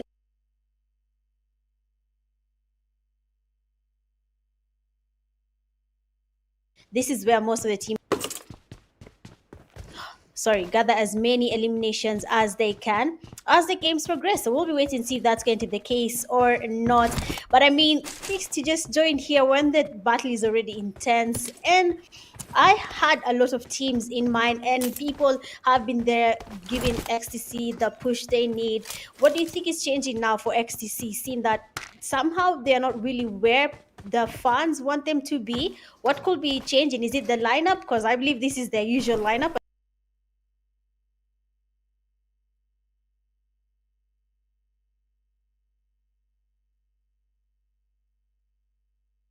Would be the biggest tournament ever, you know, and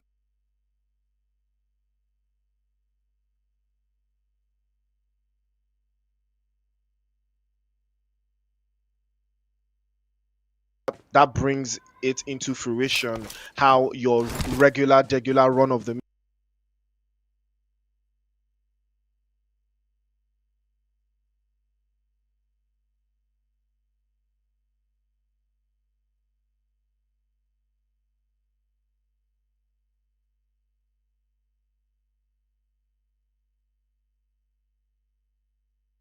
but by tomorrow I think we're going to have a little bit of a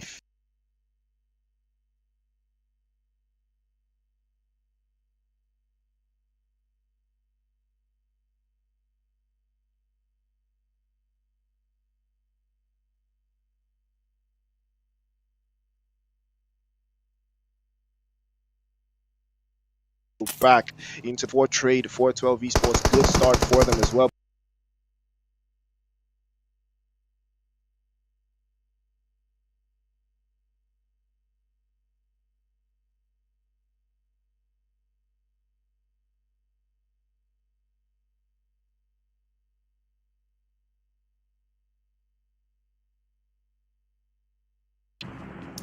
Yeah, they will continue where they.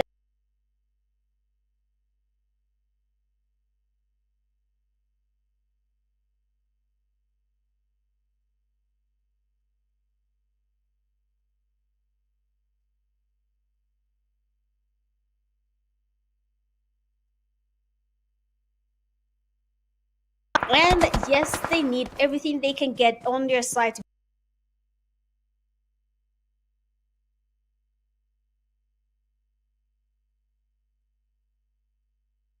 keep back to back there. They push amazing DBS knock. That leaves just one man standing for GUF. Everything is changing right now. The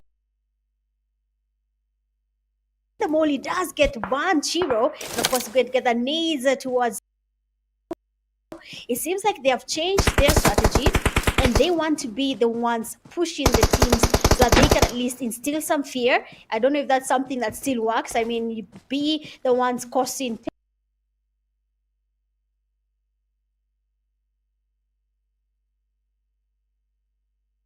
It seems like they have changed their strategy and they want to be the one. The strategy, especially for a map like Sanhok, I think they are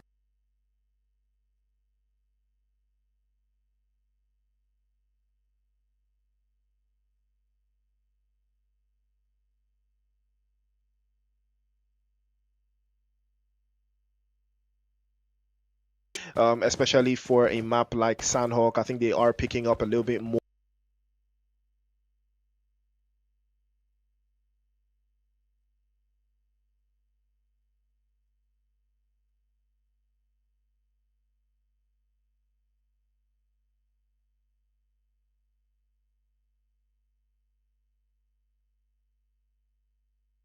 More ahead of Rodriguez. Good start, you like I said.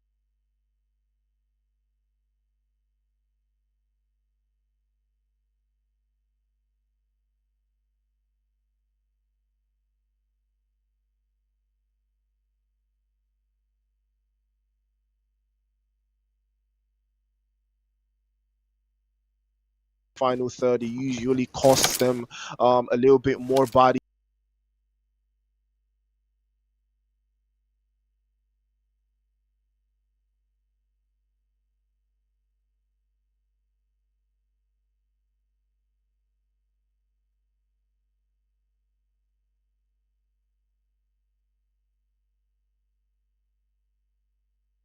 We're talking about 10-11 Ecstasy getting dropped out by Zeus eSports.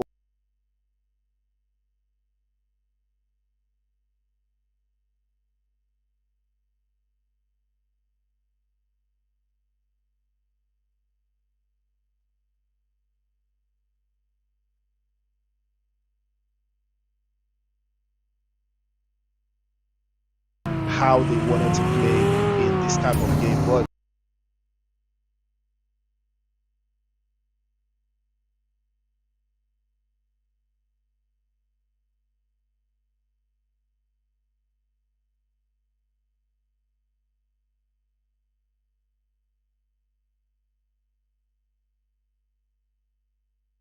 just right next to you, but all they have to do is just embrace it.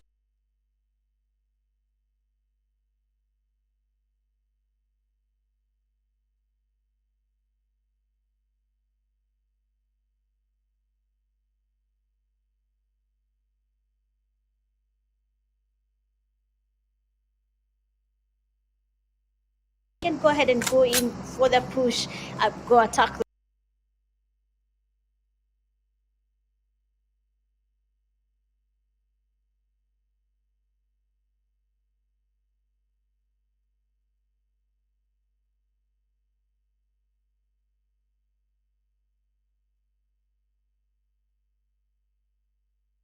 Familiar with Sanhok, they understand the map, same to XTC. So I'll be waiting to see how.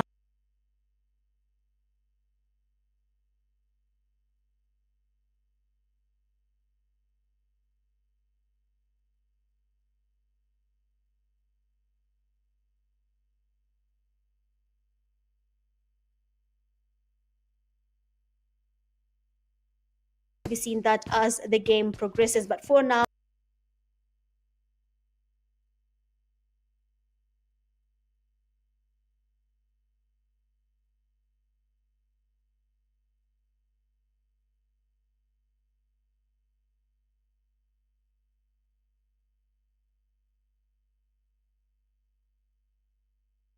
it's a bit harder, and then now they can be able to challenge Team Unique.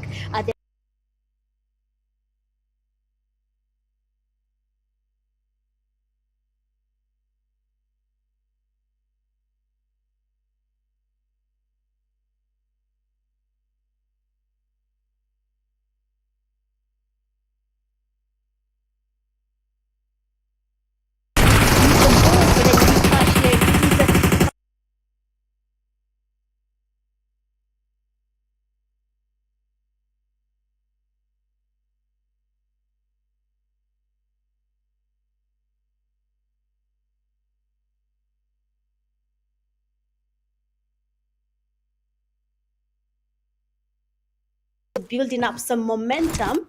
I believe I can see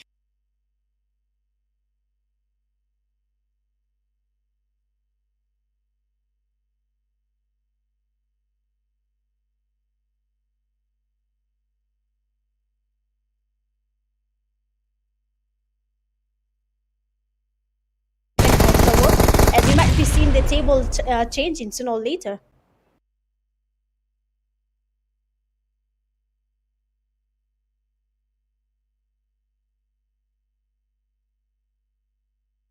trader two bodies for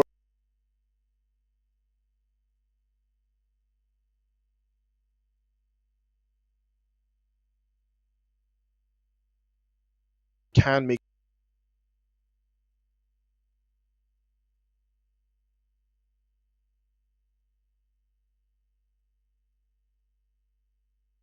it's going to be a hard shift and a hard nut to crack.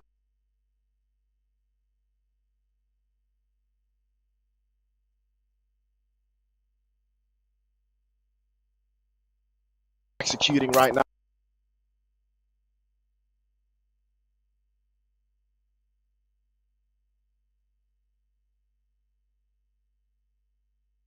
To the score, and that will be the end.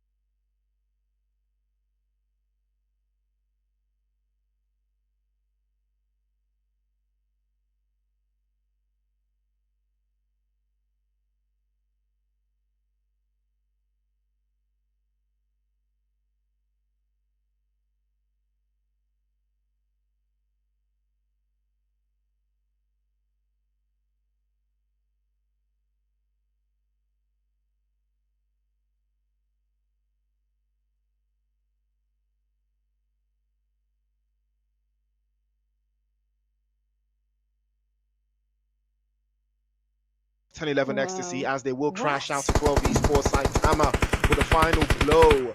And somehow it looked like they almost had it in the bag, but unfortunately that would not be the case, as there's a lot of teams in a lot of positions in this entire area, and they are utilizing every single position. And now the open spaces here for 12 esports to capitalize with are looking very, very ideal. 11 eliminations and more to come. Zeus Esports, on the other hand, occupying the entirety of Corey, playing in from that south side. They do have the entirety of this zone to play with. If there's a big chance for them to work it out, this could be the opening they're looking for. But now they do have to find a way through inside of the quarry and keep an eye on the rest of the opposition. But they are looking very good for elimination still for players. It stems to have something special for them. 12 esports trying to barricade themselves inside of the building as well. 4 miracles down to Sheik as well, and it will be the last one to keep them and keep their flags up. No eliminations from them just yet, but it's too early to call it. But Zeus Moris looking very comfortable. That push earlier on against, I believe it was Rodriguez Esports, it worked out in their favor and it worked out perfectly. And they closed that one down, but they tried to worry and execute trading 5.56s there. Zaba with a beautiful spray over to the other side there, and Neon Rising in serious trouble. They will be having constant tremors as the bombs fly all over them. Their Royal Academy still trying to hold this down. That's a good grenade. A couple of inches too far. Doesn't get the job done. Probably going to try again and execute, trying to close this down. Royal Academy with an open position to work out of. And they do have the play zone from that northern side. Even the hillside position could work in their favor. But Execute do have 6 eliminations, and that gives them a better perspective. You know, the more eliminations you get, the higher your confidence levels. And it looks like Royal Academy, they might fall victim to this. Swash has a sight line to that position. Probably going to close this down as well. Shakir with the same idea. Neon Rising making rotations. As we all know that this is how they play in Sanhok. They love to get themselves in the best positions. And here they come now, circling around and circling forward. 3 players up for Neon Rising. They could pose a threat to Execute. BREXE has to be really careful. They are going to be sandwiched there. If they're not careful, then they might be losing this fight depending on how they take on the next fights, seeing that Neon Rising is closer. EXE, on the other hand, they also have the numbers and they can use that to their advantage, as Neon Rising is down 1 player. That might be their saving grace for now. But as the game continues, Neon Rising seems to be engaging, and Zaber there has a beautiful knock on Neon Rising, taking Beekeeper all the way back to lobby. 2 players remain standing, so we'll be seeing how that goes. But then SU, Slaughter Unit, they are in the fight as well. Zeus is also really close, and many teams are finally closing in, and the chaos that is about to erupt here will be very hard to follow. But most of the teams might be able to catch up and survive depending on how good your reflexes and how well you can play under pressure. Slaughter Unit player Angry Man really close. His teammates, on the other hand, are not really that close to him, so he has to be careful. 1 knock, 1 amazing spray, and he might be the only person getting knocked and casted from his team. But then EX is having blows back to back. They are taking on fights, they're taking on third parties, but will they be able to make their rotations without losing any more players? Shakid is already down. They need to figure out the revive. Royal Academy closing on the right side. They need to figure out that as well. So for EXE, they did put themselves in a very tight position, and unfortunately EXE Shakid will be going back to lobby now. Zaber and his teammates Swashi and Pain need to be really careful. They have people surrounding them. Rag is there. Neon Rising on the southern side of where they are might be third party in this fight as well, depending on how they choose to go about the last zone fight. But we'll be seeing a lot of third party fights. Teams are finally closing on each other. The zone is getting smaller. Quarry is no longer a safe place to be. Everyone will be exposed here, and it's going to be a matter of back-to-back knocks from one side to the other side. Everyone will be on the losing end if they are not careful. Absolutely. If they are not careful, this would be the ultimate costs, and it will be paid here. Zeus have been playing this entire region for the better part of 3 weeks. They have been enjoying this entire place, and they have been reaping havoc.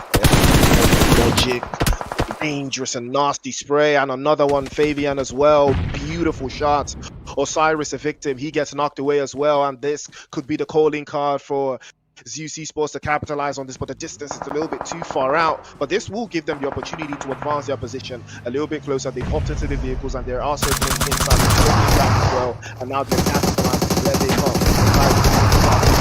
Yes, he spoke them. No, he did not. Molotov immediately plumbing the pressure. He turned his back to the opposition. He falls, but he's not able to back over to the other side. He goes down as well. And now the vehicle going up in smoke, but it's not going to be enough. And it's a beautiful grenade from Lyra to the as well. He's off the view. And now execute. Trying to execute the trade-off, but Swash goes down immediately as well. 12 esports now. They want to make it 13, and they have more bodies. And over to the other side. He swaps to the Molotov cocktail. Keeps the world on fire, but it doesn't work. Saber tries again. Execute. Can they close it down? Not again. Desk shuts it down as well, and execute will be executed. 12 esports, but not 12, not 13, but 15 eliminations, and they're clawing closer and closer, kicking dinner. Saitama on the wheels of steel here, just trying to get him up, but now the pressure is on. Slaughter unit playing as 3. This could be the opportunity they are looking for. If Vexy and Angry Man could close this down, they may steal this chicken dinner away.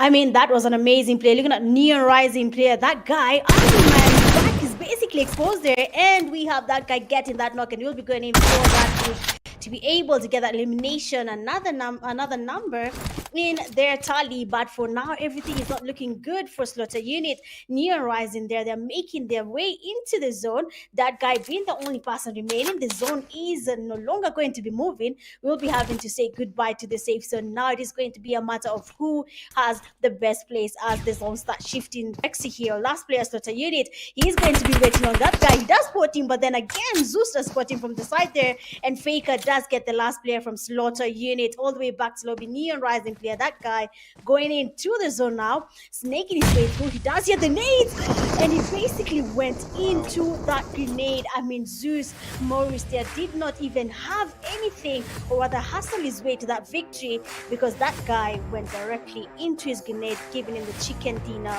right? Basically served hot on the table. Yeah, I mean, it was more like a mine, you know, where it blew up all over his face.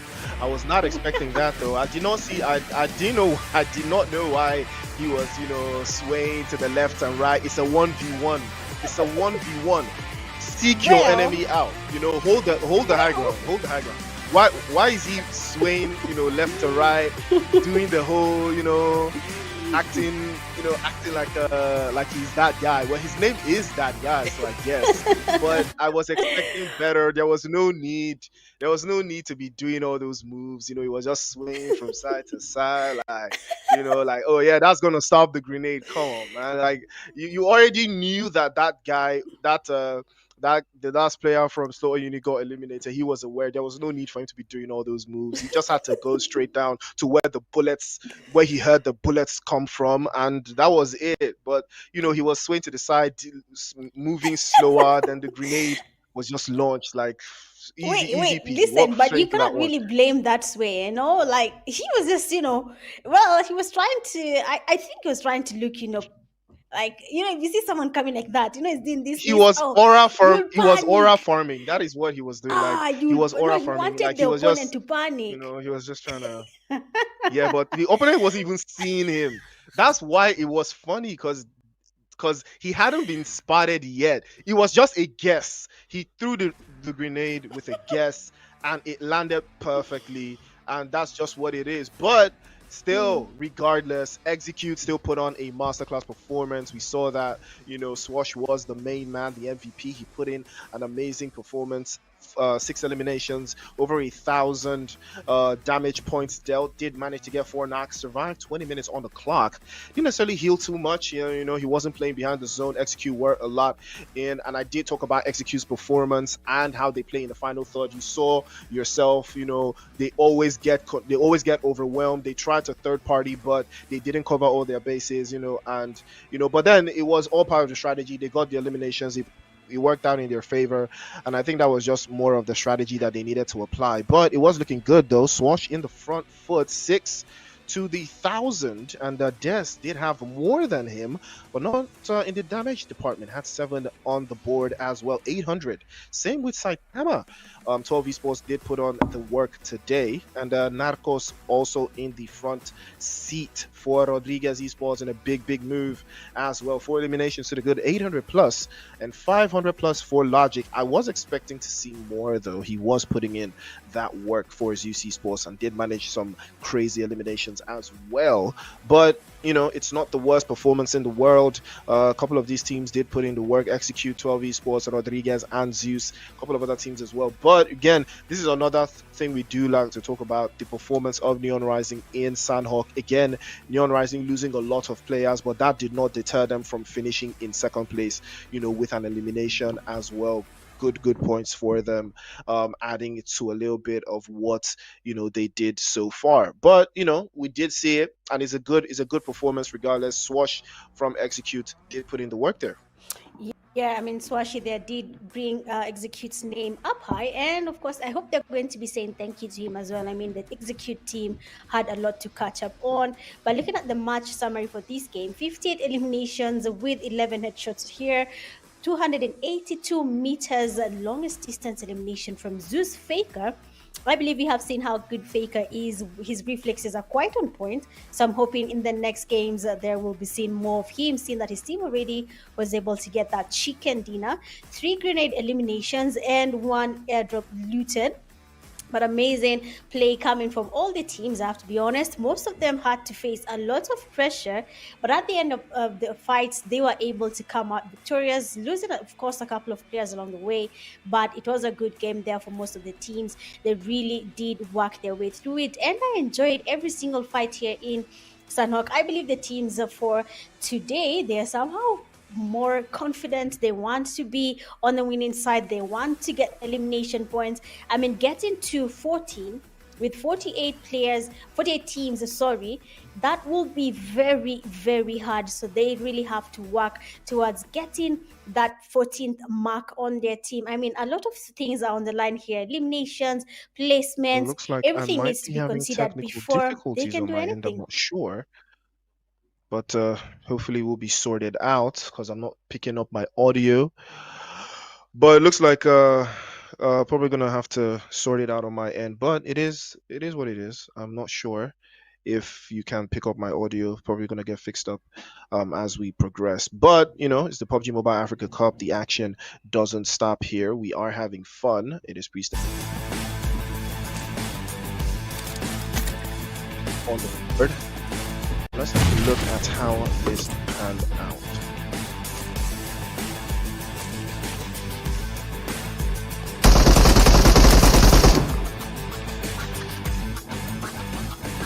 All right, and looking at how the teams have performed so far, we have a lot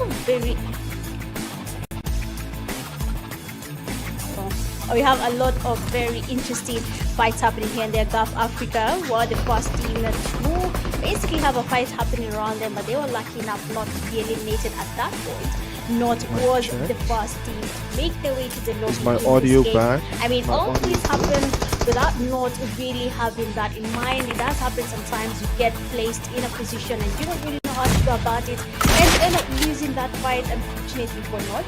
But look at PSP here, they have really highlighted themselves. They have put themselves in a very interesting position. When it came to that was the last 2 games, we had Team Execute not doing that much, but now we are in week 2. It seems like they got their strategy back and they got their confidence that they needed to be able to dominate throughout the game. So I hope we were going to be seeing more of that as the games progress. But of course, we'll be on the lookout to see a player like Swashi being given right on the screen. We saw how he was able to carry Team Execute whenever there was a knock, where we saw Shakit being eliminated.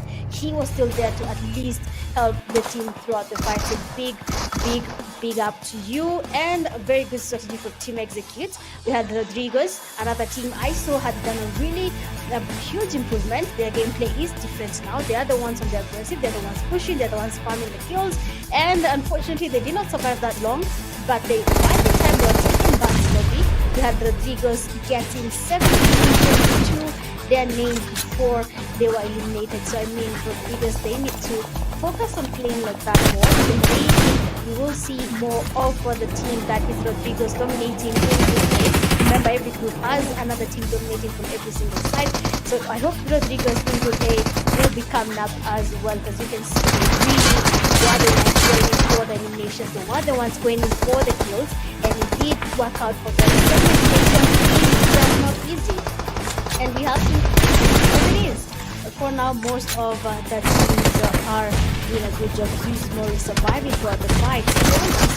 Have been able to take on XTC, taking them back to lobby. I mean, that fight was too quick. I didn't even get to see the training back before we couldn't say anything. We had XTC taking all the way back to lobby. Royal Academy, unfortunately, their 12 eSports was putting in the pressure. They were aware that there's only one man standing, and they took that advantage to the XT players that was not fighting the fight, and they were eliminated easy by 12 esports. I mean, you cannot eat something without them getting a bit angry. So that is what happened there, and 12 esports took out XT before they were taken back to lobby as well. And the guy that Chris was saying that he was he was doing some very interesting moves here and there, was just not doing the right, trying to farm aura, but the aura was not there to be found, and the guy went into the need. And just like that, Zeus Moris got the winner chicken dinner. Big game, regardless. Very, very big game, if you ask me. Yeah. I'm back to the party. Welcome back. But, Zeus Esports, chicken dinner, well deserved.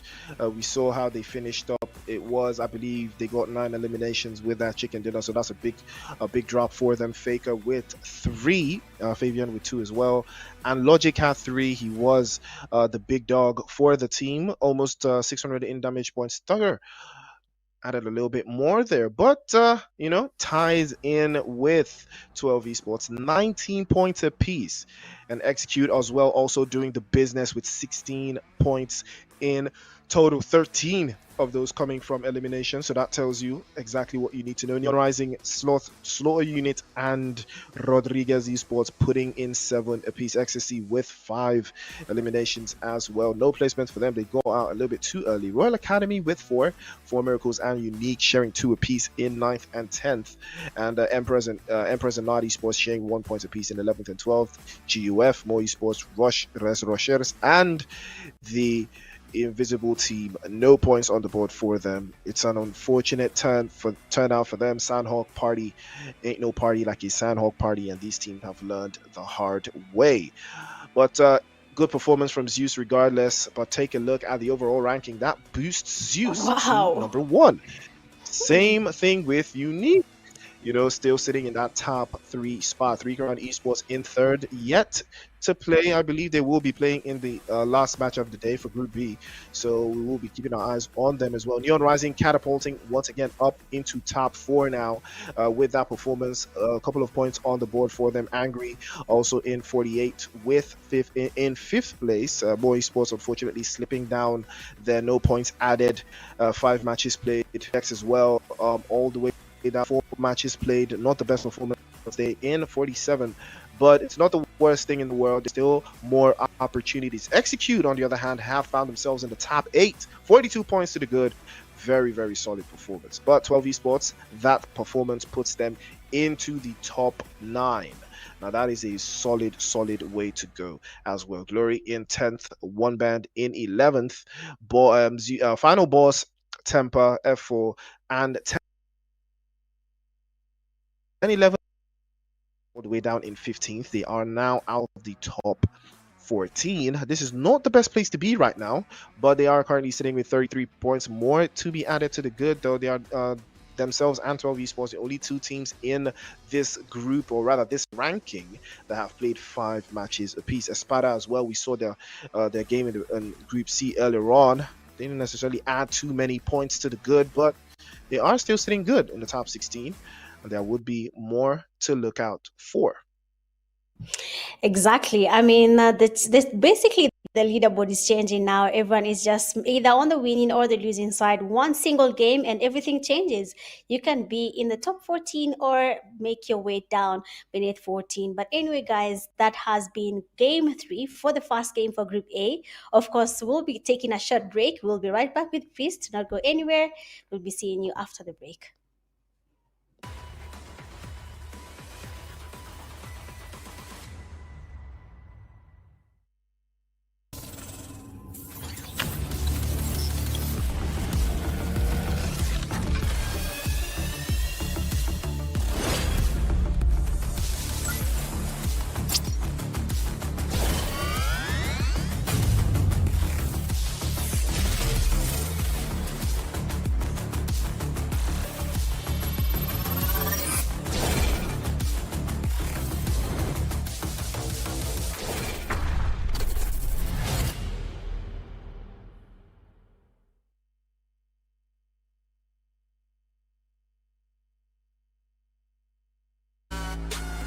Here we go now.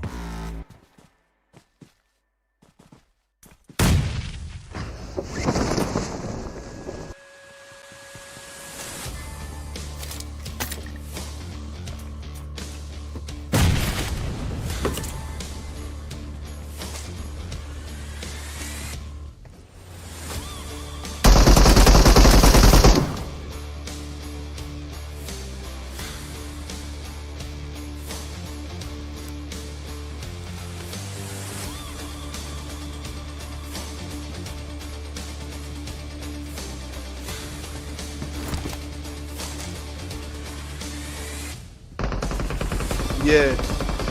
Yeah.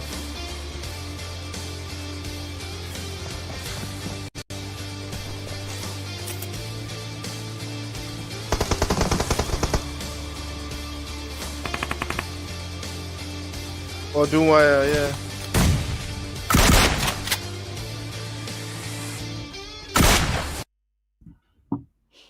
Ladies and gentlemen, welcome back to the show. It is the PUBG Mobile Africa Cup 2025 brought to you by PUBG Mobile and Infinix. Speaking of Infinix, the GT30 Pro, that is the official device for the PMAC 2025. And they came from nowhere with the GT30 Pro. They rise, and so can you. Buy now and win a trip to 2025 PMGC. Be their number one fan and outplay the rest. PUBG Mobile Africa Cup, the PMAC 2025. I mean, 3 games down, 2 more to go. We're about to hop into, I believe, Erangel, match number 4, action again.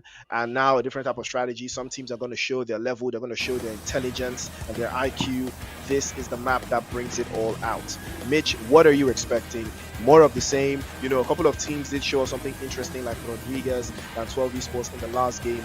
Do you expect them to do the exact same thing when the map isn't Sanhok?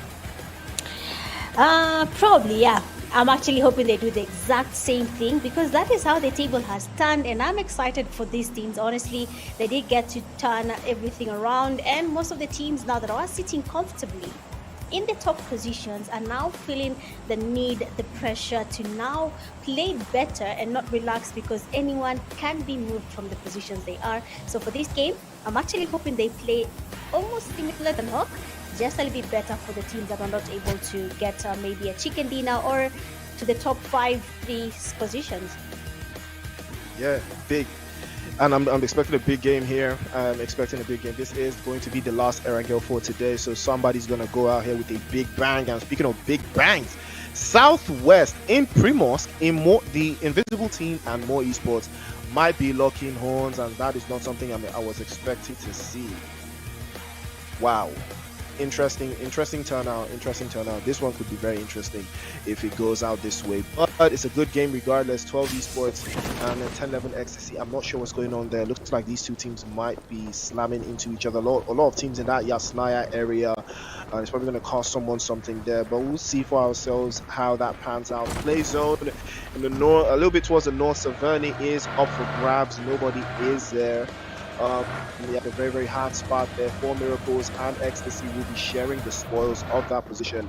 And we are going to see who's going to come out on top there. But for the meantime, Execute, Zeus Esports, Rodriguez, those teams that did have a very, very fantastic match number 3.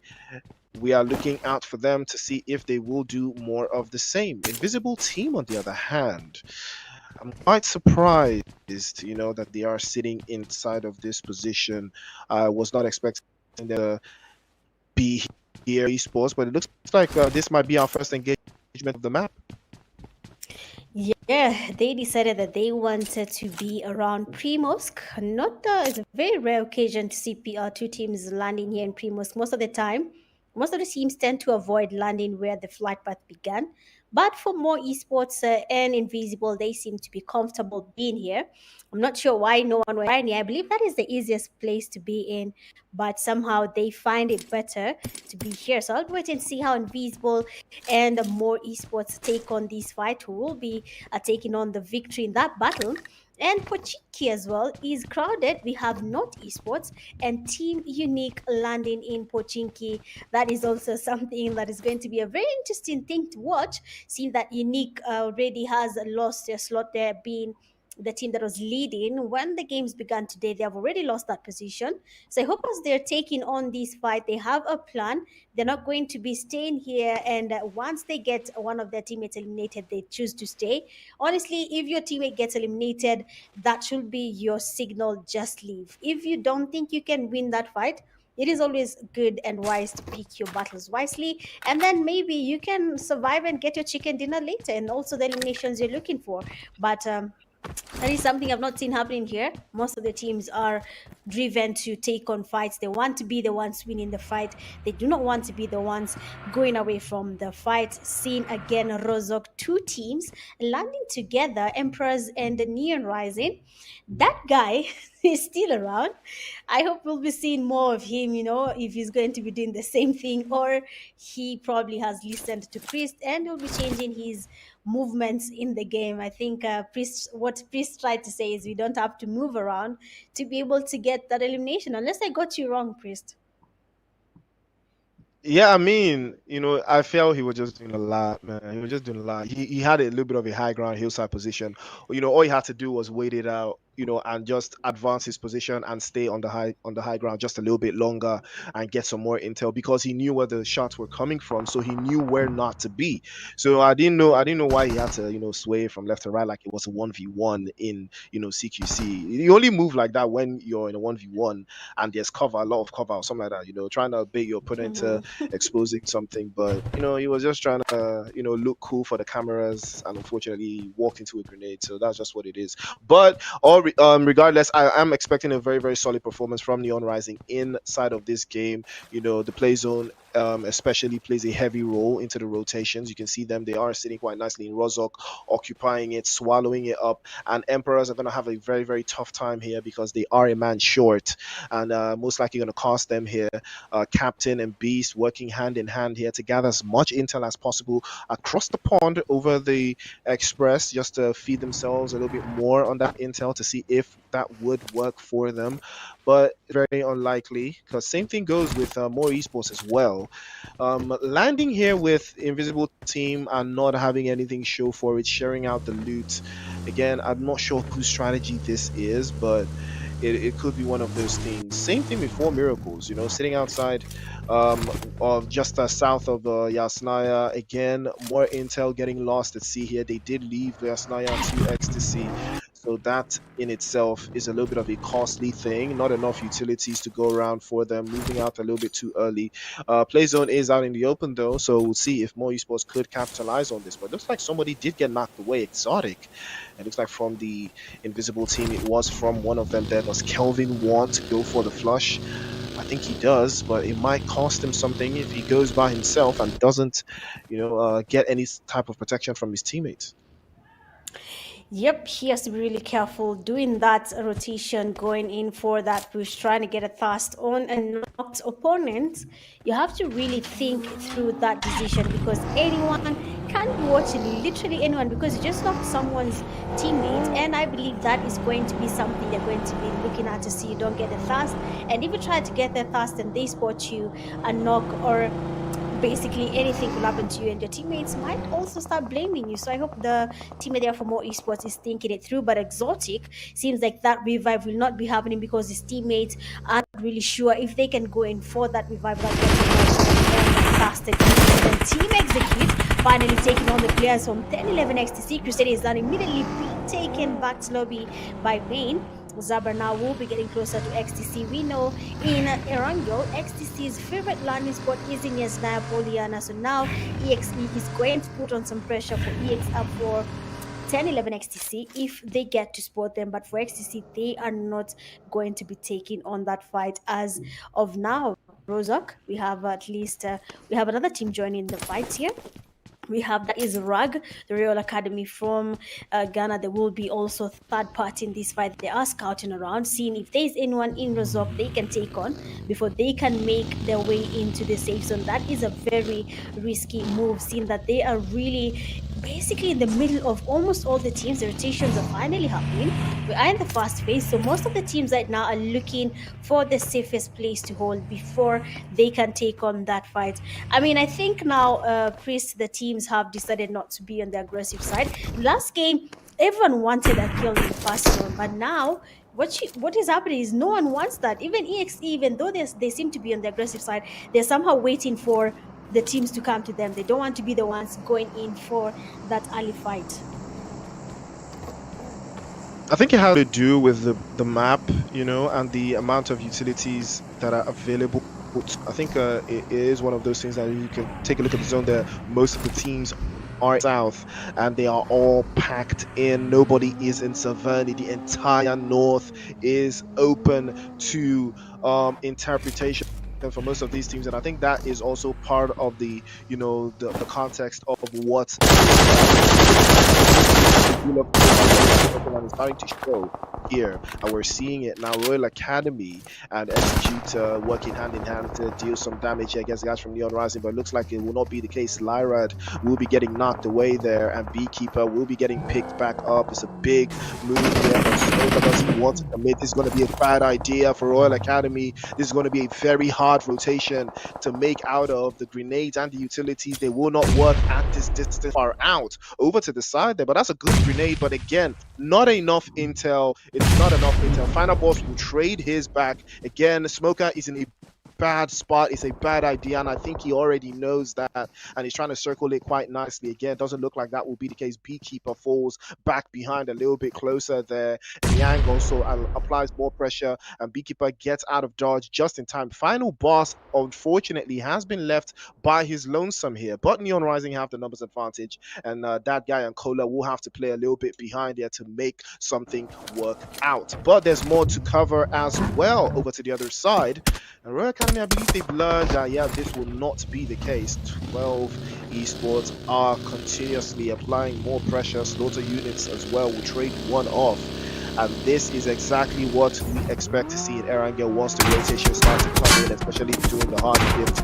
The Slaughter units will be the victims of circumstance here. They did lose 2 in that exchange, but that will not stop them. The rotation must go on, the show must continue, and the party doesn't stop. Yep, the party is not stopping anytime soon, but I'm actually surprised no one wants to fight at all. Everyone wants to be as far as possible from this fight, but then Rodriguez, they are finally closing. They have Slaughter unit right in front of them. We can see a car chase, and Mahiri is going to be falling as going to be a victim of a car chase right now. Mahiri is just but the only one of the 2 players surviving from Slaughter unit. Him and Angry Man are the only hope left for Slaughter unit. But then again, the Rodriguez eSports is not letting this guy get away from them at all. They want to chase him till the end of the game and then get that elimination. But they have to be really keen about the zone here. It could go either way. They could get really damaged by the zone as they try to get on the last 2 players from Slaughter unit. So everything right now is really hanging by a loose thread for all the teams that are playing in the blue zone. It is getting smaller. The zone is going to become a little bit more damaging, and Unique Esports is making a very interesting rotation as well. I'm yet to understand why most of the teams are staying outside the zone. Yes, maybe the late rotations is what they want, but staying outside the zone is not the way to go about it. Stay by the edges of the zone, wait for the zone to start closing, move with it. Don't stay in the zone and start moving with the blue zone. Move right in front of him, follow it, and make it to the safe zone. Everything is just what? Oh, everything is just dependent on the zone shifting. Right now, they're playing the still those two teams. And Zabur there is quite low. I believe the players will be able to get that knock on EXE player Zabur as he tries to make it to the safe zone. Look at that Mahiri. I mean, Rodriguez is not giving up. They want to take down Mahiri as he's alone. They will be going for that push, but then Mahiri, amazing for Rodriguez eSports closes in there. They are waiting for him to make a mistake as well. But finally, Rodriguez player does try to call in for some backup. We have seen vehicles passing by there, but they are not getting closer.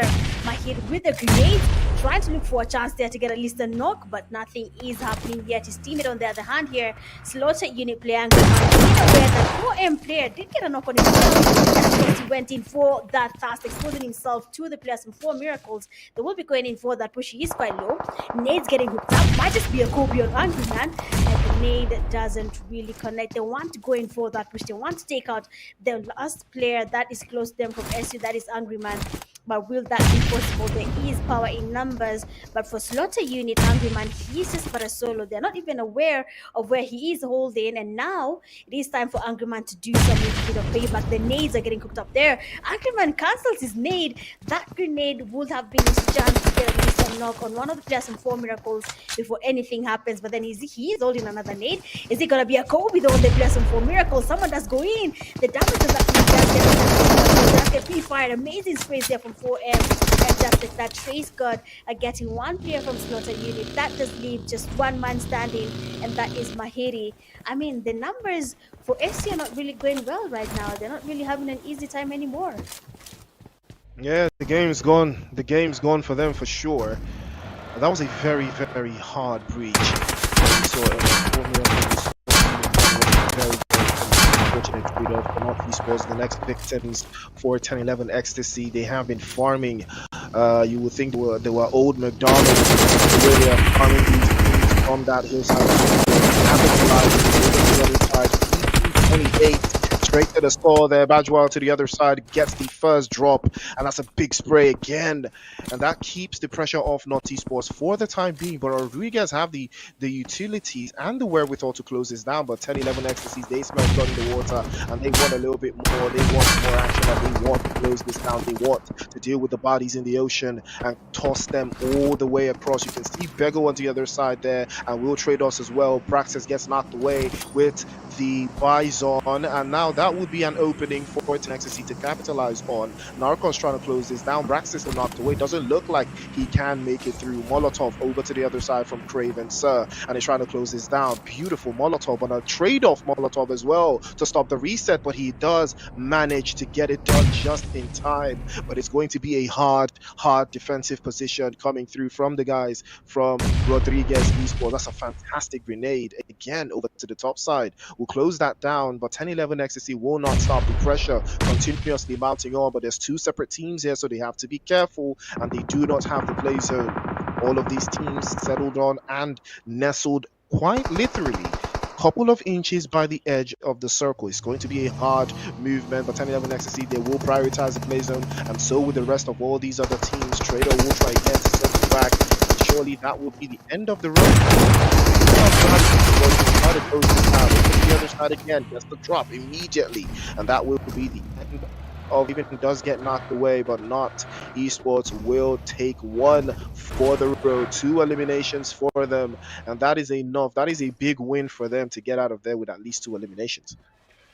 Yep, getting some eliminations to your name is very important. Any elimination at this point matters. 1 elimination to 20, all those numbers are very much impossible, very important, because it is going to take for some of the teams to get their points up if they do not have enough eliminations. But for now, a team there is eliminated. Rodriguez again, unfortunately, does face that fate of going back to lobby, even though they stand a chance of doing a really good job at the end of the day. But for now, the game is just not their friend as of today's matches. 4 Miracles holding a compound around is Naya. We can see Neon Rising player, that guy, coming as well. And nade is getting cooked up though. Is it going to be a Kobe and Goblin? That nade really needs to be perfection. But then unfortunately for that guy, there is no one there other than just rocks, but we'll be seeing if that's going to be something he will realize as the game proceeds. There we can see final boss passing by as well. Goblin exposing his location as soon as he moved there. Neon Rising was able to locate that there is a player in that compound, and now the forces are here. They are gathering up. They want to go in for that push. Kohler getting closer. One grenade, one perfectly launched grenade will be taking Goblin all the way back to lobby, but then immediately thinks on his feet. But then that grenade almost lands where we have Goblin. More nades coming in there. Goblin is in trouble because the nades from Kohler are doing a really good job. They are dealing the damage they need to deal, but the player Goblin is still surviving. The grenades here from Neon Rising, almost perfection. Everyone is getting damage on the guy, and just like that 10-11 XTC player Traitor, he does that party, that fight, and immediately takes on the last player from 4 Miracles. I mean, right now, anywhere you go, please do not stay aside. Everyone wants a piece of that elimination in their total overall point.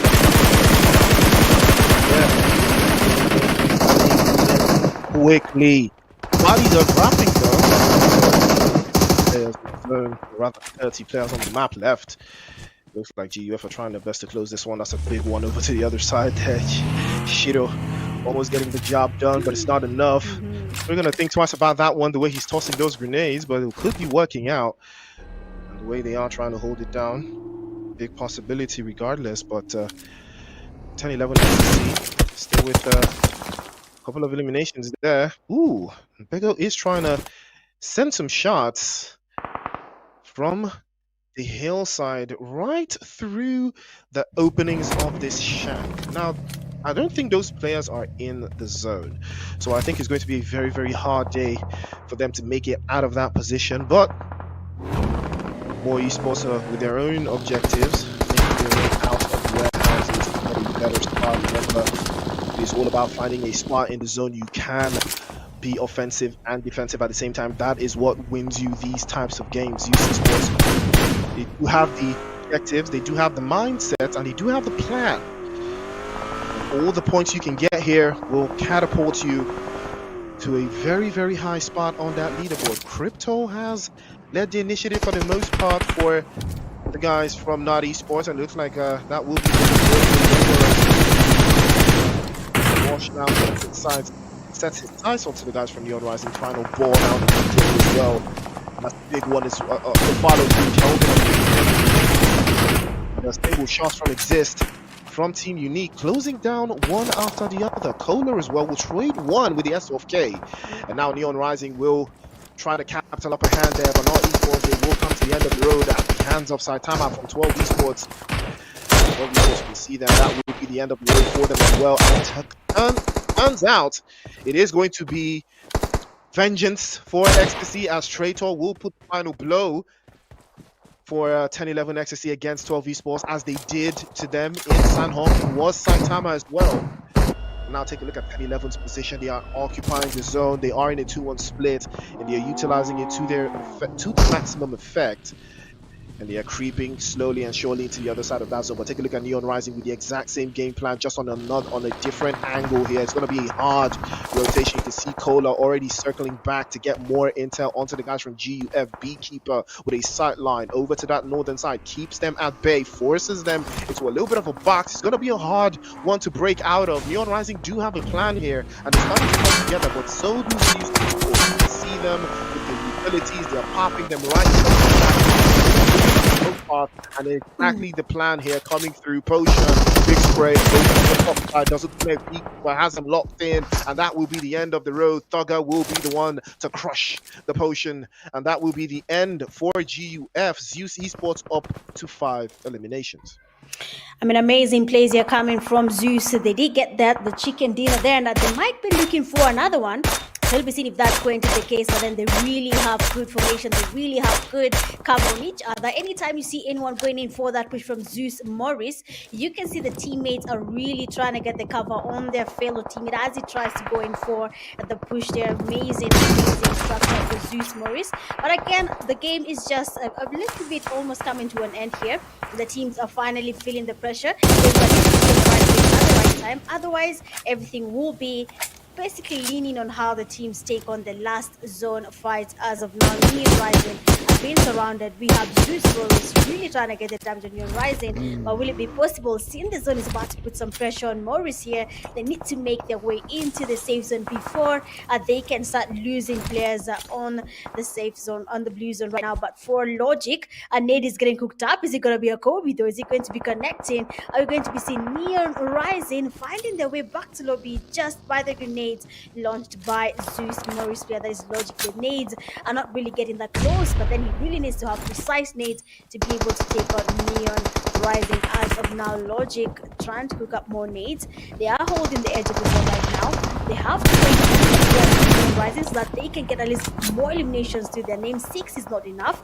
They need those numbers to go up so that they can continue holding the first position in the overall ranking. Nades from every single angle. Neon Rising Cola trying to get the nades on Logic. I mean, that nade is beautiful. It does get some damage on Zeus Moris, and finally Isan going for that the push there. But Thaga, amazing damage on Cola as he tries to go in for that push on Zeus and Zeus. But for now, Thaga and his teammates, they will be waiting for Neon Rising to make a mistake. They need to make their rotations. Beekeeper being fasted. 2 players standing. Cola and final boss rotation. Get the take of the final here. They're going for that push, and Cola line there has been spotted and taken all the way back to level. Just 1 man from Neon Rising, and that is final boss XTC still surviving. I believe this is also an improving strategy for XTC. You say that they need to take their time. They need to understand the game. They need to understand if their patterns work, and it seems like for XTC right now, it is finally working out. Yeah, it looks like they are having a strategy to stay on the high side, the hillside position, and get more intel on the rest of the lobby. And it looks like it might be working, but Zeus eSports in a beautiful position. Amar, though, has been spotted. He is exposed on the eastern side to Unique, so he has to be careful as well. Unique have a brilliant position being protected by that compound. They made the right choice. They made the early choice, and they capitalized. And now they do have that defensive position to hold out with. And now Zeus will have to circle back, trying to hold on and force out the guys from Neon Rising into the open. But more esports also in a very good position. It is all about the next zone. Who is it going to favor? You know, you can see the percentages scattered around the entire place. 6% for Neon Rising to win this chicken dinner. It is good. So grenades flying all over the place here. The final boss at bay, but he does have the play zone though. And Zeus eSports, they could be in some serious trouble here if that play zone shifts away from their position. They might turn into sitting ducks. Others onto the high rise position, trying to close this down. They know it's a 4 versus 1, but they do not want to commit all of their bodies forward just yet. And take a look at that. The play zone has shifted, and it has favored Unique. And what a unique place to be in right now for them. All they have to do is sit back and relax and allow the rest of the other teams to force their way through and hold their lines. Now it's all a matter of 10-11 XTC's next plan. Do they want to crash the party? Do they want to go and take the building away from Unique? Because if they do, there is a chance that a third party might ensue and turn the game on its head. Amara with a sight line over to Zeus eSports, over to the northern side, finally spotted. He does see final boss, and he will shut it down. We're down to 4 teams now. More eSports over to the other side. Logic finally with a sight line onto Beto, gets him knocked away, but he will not get the flush. It's too far out, and they will be able to hold the lines for at least a little more time before the next zone starts to shift. And it's a little bit too early, but suppose, and that is the danger. Unique now will capitalize on that position. Faker goes down, and it's going to be a hard rotation. It's going to be a hard pickup if they are not played too onto the side. But Bego will be getting flushed, and now the play zone will play its part and force all of these teams to defend. With a spray, Demonic goes down immediately as well, and now Zeus capitalizing. 10 eliminations. Will it be time for them to close this down and take away that position? Take a look at the grenades from Unique exist as well. One for the other, bombs away, and they are turning it around one by one. Aatrox could be the last one to hold this down, and they continuously mount the pressure, and 10-11 XTC immediately punished by the guys from Unique. This compound is the Lord's work, and it is easily executed. Unique will defend perfectly, and now it is all left to Zeus Moris. I mean, that was an interesting fight. Oh, it's been so long since I watched a fight, and I'm in disbelief of what is happening. I mean, more 10-11, they tried to survive the zone here, but unfortunately, that's not going according to their plan and eliminated. And now Zeus Moris were able to get a chicken dinner on Sanhok, and they might be looking to get another chicken dinner, but the zone will be the determinant here in terms of numbers. More esports, they have the numbers, they are able to hold the ground here before the zone decides to shift, and now it is going to be up to Zeus Moris to go closer to the players from Unique. But then Kai is finally leading the push here. He's getting closer to Zeus. He wants to be able to see what happens next.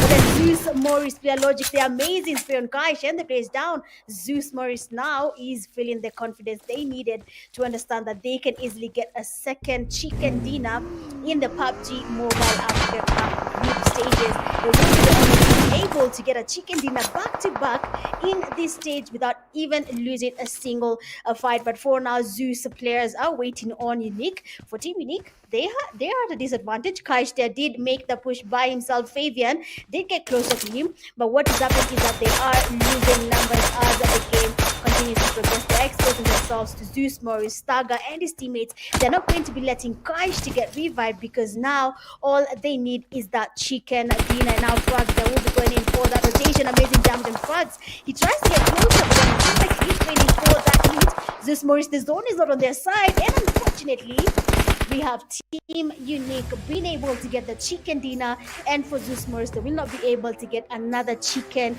dinner in tonight's games. Absolutely beautiful performance from Team Unique and Zeus Esports as well.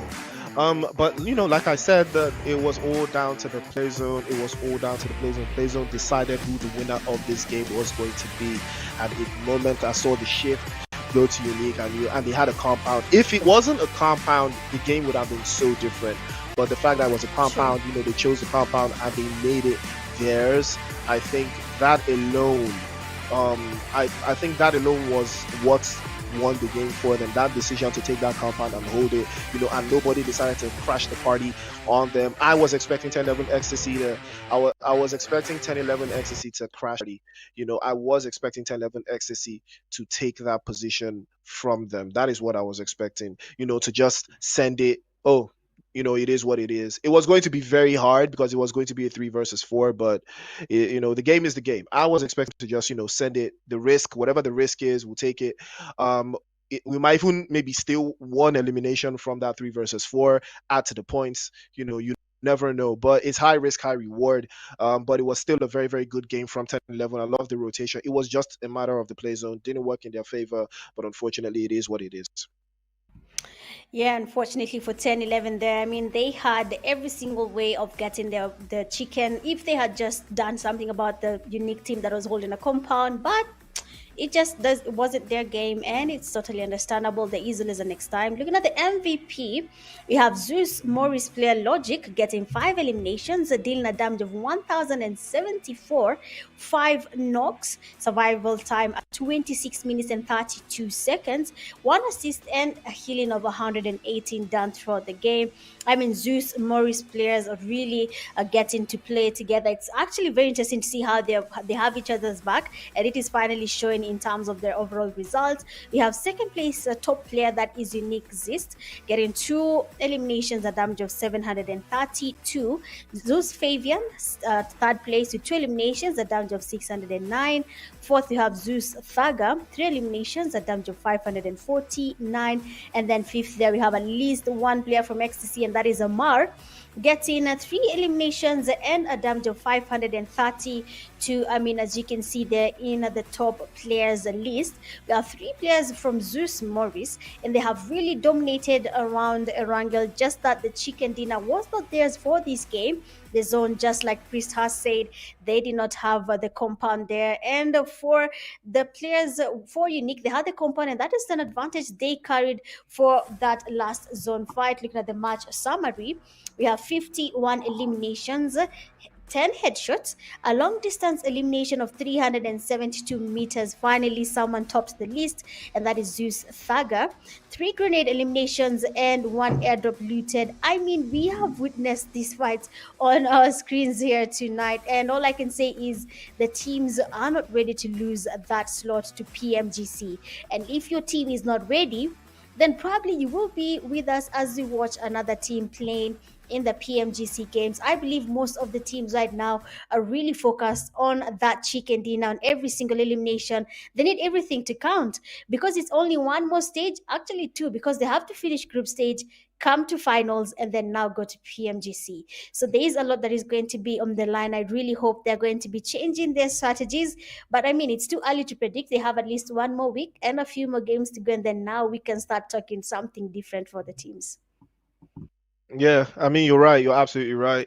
Everybody's strategy right now is get to Nairobi first and foremost, and that is just what's important. Every single team has had a plan to get to this stage. But the highlights are up next, and let's take a look at how these little bit of clutches went down. We saw some interesting action. We're going to tell you guys.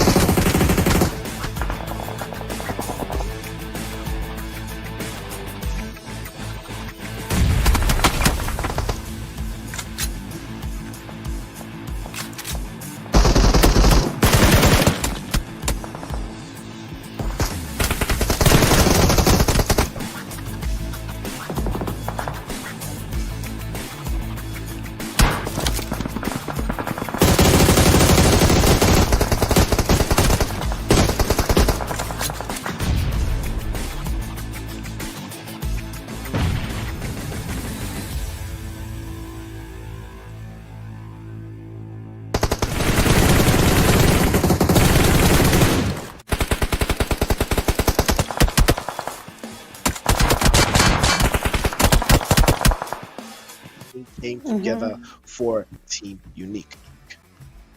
Exactly. Team Unique there had everything in place from the numbers to the compound and the zone as well. But as you look at the chicken, winner chicken dinner team starts, we have Unique Frags there getting 2 eliminations and dealing a damage of 407. Unique Kaish, 2 eliminations as well, 334 damage. Zist getting 2 eliminations, 732 damage. And then now we have Unique Zaya getting 5 eliminations and a damage of 384. I mean, the team here, we can clearly see how well they tried to get a lot of things happening. But for Zist, he just had a lot more damage with the covers for his team. And the match ranking here, we have Unique getting 21 points in first place with 11 eliminations to their name. Then coming second, you have Zeus there with the 17. Third, you have XTC 10. Fourth, we have Neon Rising 8, 5 more esports at 7, 12 coming in 66 points. Not esports at 7th place with 4, GUF with the 3 eliminations at 8th place, SU 9th place, Stein with the Rodriguez 2 points each, RAG 4M and EXE getting 1 point each from that game. Really unfortunate for the other teams that were not able to get their points at all.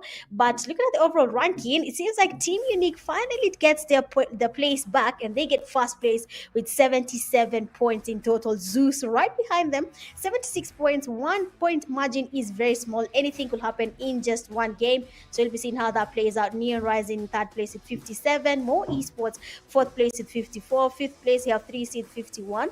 6th place, Angry Time with 12 esports, 48 points each. And then 8th place, RJC still somehow managing to be in the first page of the results, having 47 total points in their name. I mean, amazing plays. They are coming from the teams Unique. They are with a comeback, getting 77 points to their name. That is really impressive. So we'll be seeing how they perform, of course, tomorrow, seeing that Group A matches are done for the day. But for Unique, Zeus, and Neon Rising, the tomorrow's games will be a very huge turning point in terms of their overall results as of the games they play tomorrow. Yeah, absolutely right. I mean, you would love to take note of, Three Crown Esports, Angry, and RJC. These teams have played only 4 matches, and they have still maintained that top draw. But 10-11 Ecstasy, that performance catapults them back into the top 14. 6 matches plays execute as well with the same points across the board. But that tells you that, okay, there's a little bit more where that came from. Glory as well, 3 points to the good. 3 matches played.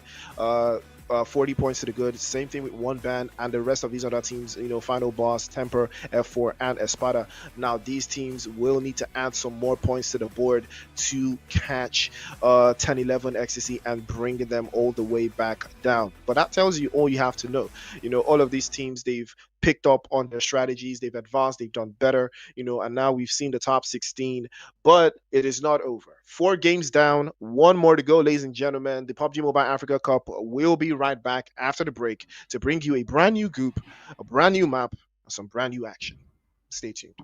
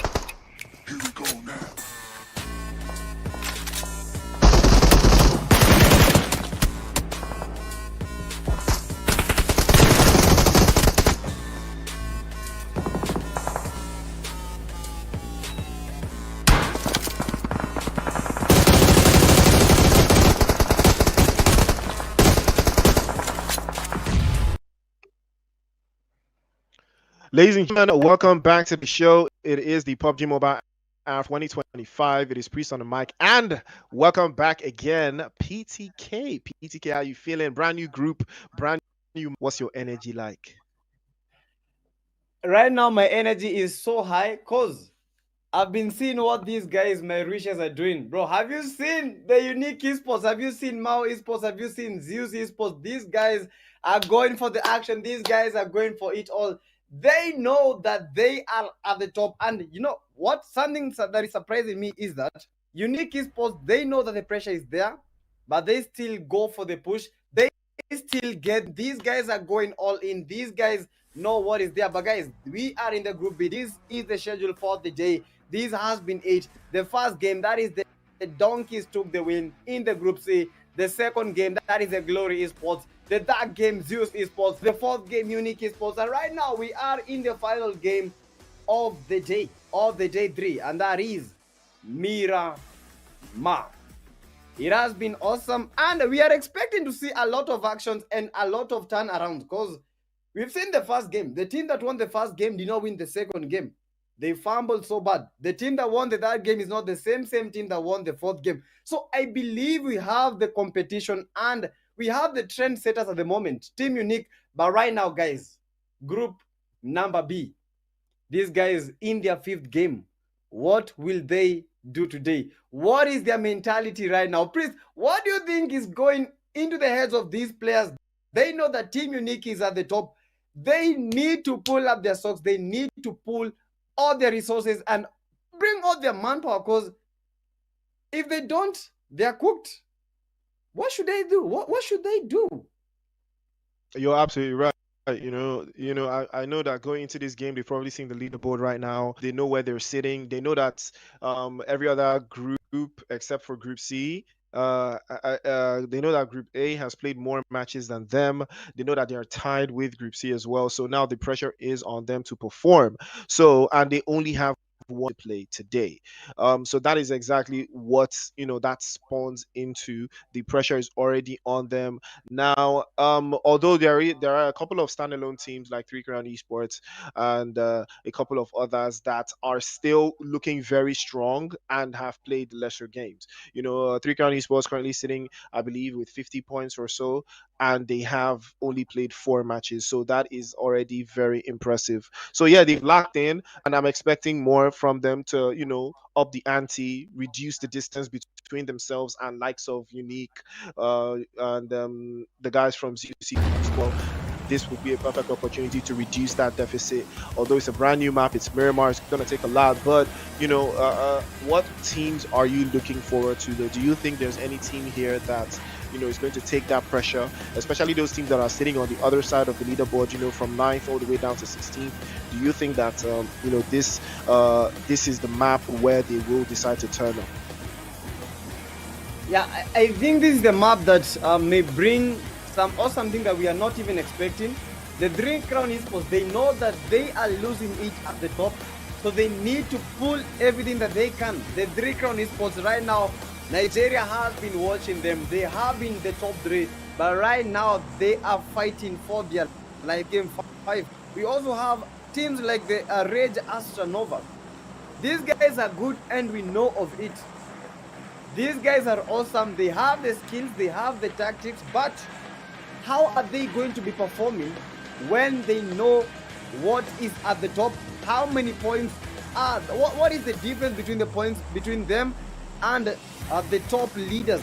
They know the difference between the points, and right now they have all the pressure with them. I think they need to have the right mindset. And already, guys, a fight is already brewing, and the map is on the south. And look at that, the plane path from the west to the east. It is crazy. And right now, no one in San Martin, in Minas, no one at Pecado, Monte Nuevo, also very isolated. But right now, southern part of the map, this is where the action starts. This is where we start the game. This is the last game for the day 3 in the Pubg Mobile African Cup. And I hope, Africa, we are all watching in full support of our teams as they race to the top 14, and finally as they get to play in the LAN tournament that is in Nairobi, Kenya. Don't forget about that. And the team that shall be leading there will be playing in the PMGC. Yo, Priest, what do you think? How do you feel about us going to the PMGC? Us as African players, how do you feel about that? I mean, it's incredible, it's a big leap for esports, being able to represent the region, at that level, and an S-tier tournament, big prize money, big experiences in Thailand, at the end of the year. And most of these players, they will get the opportunity to, to play against the very best the world has to offer. So it's something that I've been looking forward to. I did see the, official list. So hopefully, as more time goes by, more slots, to the region. But for now, one, and it's a big shout out to Infinix Pubg Mobile for bringing the opportunity, to Sub-Saharan Africa. It's a big win. It's a very big win for us. Hopefully, we will see more quality as the tournament progresses. But regardless, right now, it's now a matter of who, because Mercenary Union they've drawn first blood, against, I believe, DBK, right? And yeah, they've started to deal damage across the board. They started dropping bodies right off the eliminations to the 21st century. On the other hand, it's not looking too bad for them as well. They started to trade blows against, I believe, Rescue Esports, and it's a very good way to start. We did see the zone playing from the southern side because of that playing path. We saw that now teams are gonna have to deal with themselves a lot earlier than get because of that playing path. And like you said, a lot of the areas in the north are very empty, and those rotations, they might be a little bit too early right now, but it might be the best. Yeah, and guys, as we continue, you need to remember about Miramar, those close range fights, very crucial. You need the SMGs, as we saw from the F4. I think that was Sham. Yeah, Sham was the one that hit the one before with the SMG. And we shall be looking forward to see a lot of such kind of gameplays when it comes to these Miramar games. The long range weapons, Mini 14, SKS, put them into play. Apart from that, look at the SMGs. We have the SMGs, we have the Uzis, we have the UMP 45. Apart from that, don't forget the shotguns. That is the DBS pump shotgun, S12K. These are the weapons that you need to be wielding if you want to stand a chance of winning these Miramar game. And guys, as we continue to ask from Kenya, already have 4 eliminations. We have the Angry X. This is Aspect still at 0 eliminations. They are fighting at the moment, but he chooses not to engage in the fight, but rather make that strategy, going back to his team and he's strategizing as we know it. Already one team eliminated, and right now we are down to 14.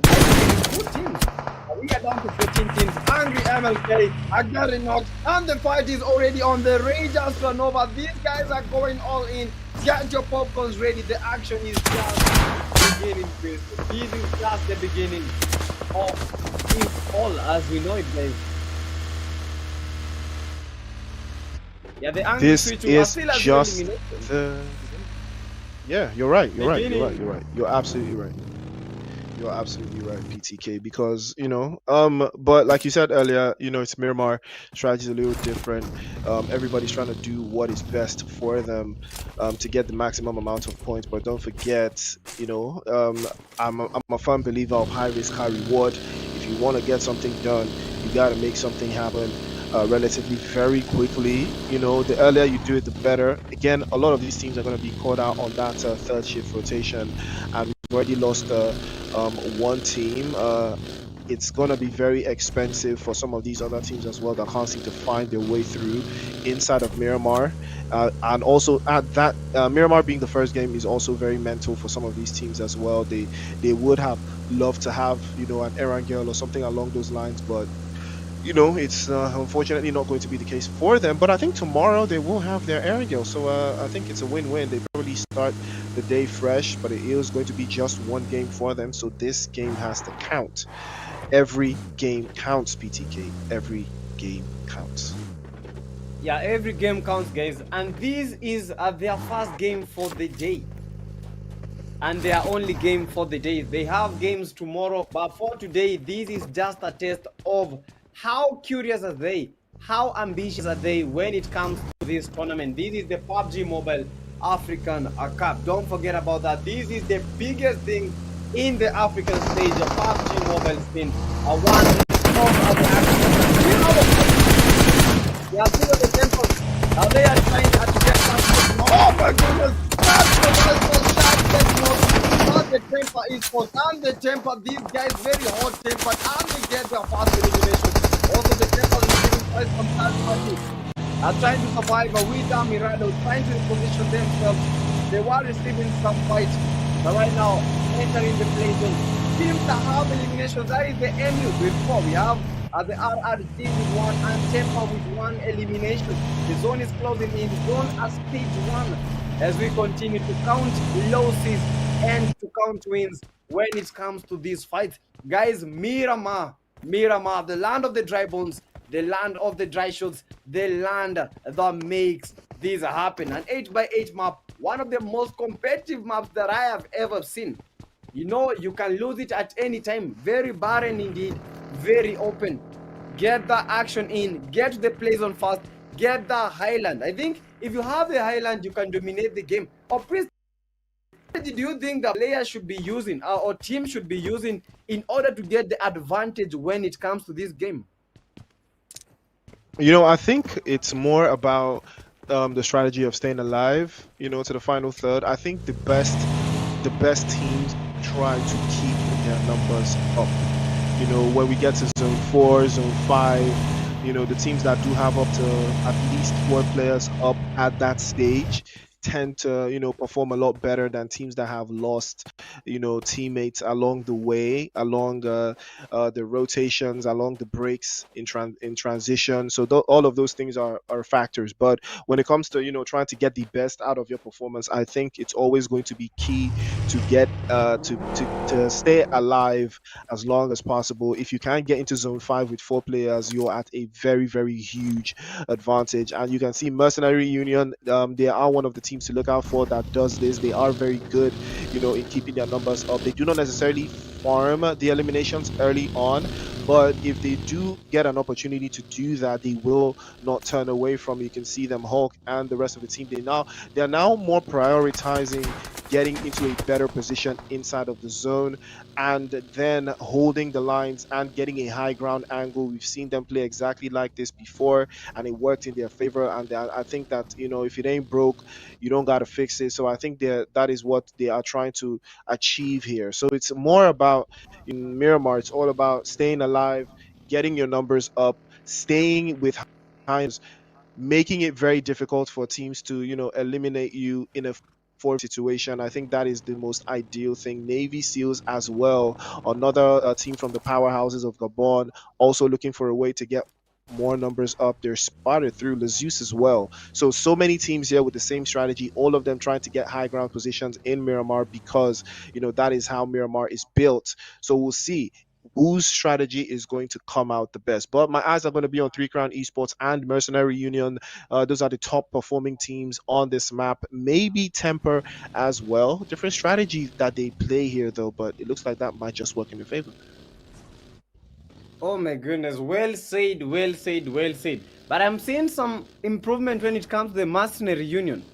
These guys are well composed today. They are patient and they're employing some new tactics. Because in the previous games, these guys were getting eliminated almost fast.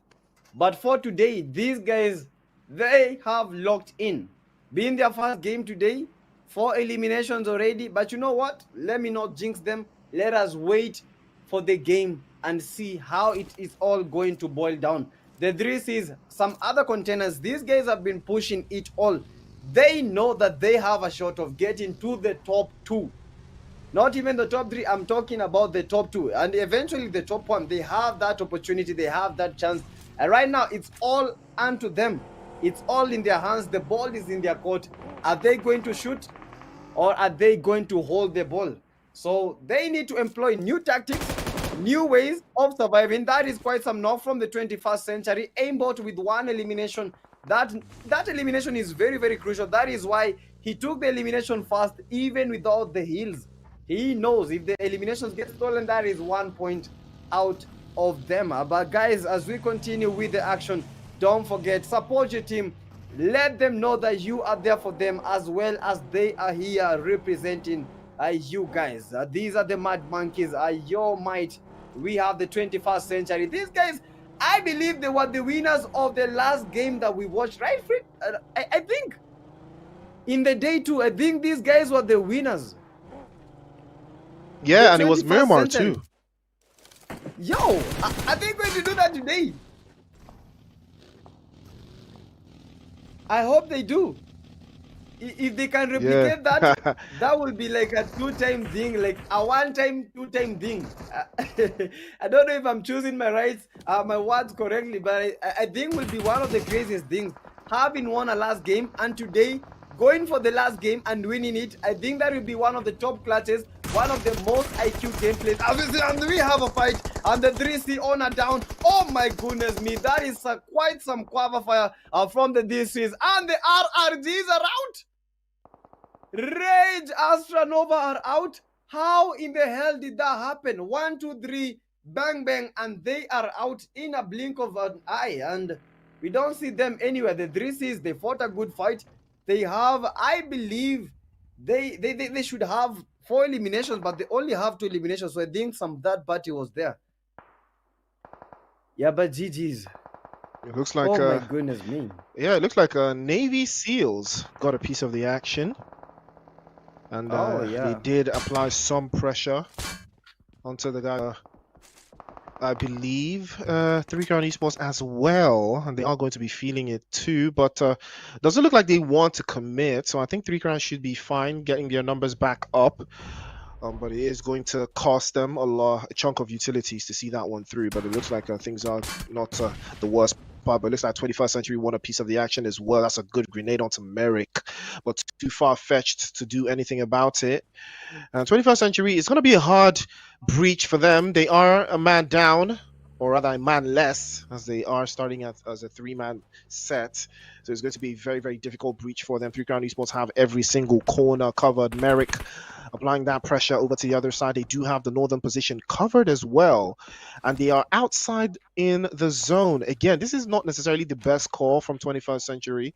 It's going to be a very, very difficult position for them to breach. They are forced out into the open. 3 Crown Esports back to full strength. Yeah, this is not going to work. It is not going to work for 21st Century at all. It is going to cost them a lot more than they are willing to risk, and you can already see Quilla with the Mini 14 and the angles lighting up. Aimbot has to be very careful.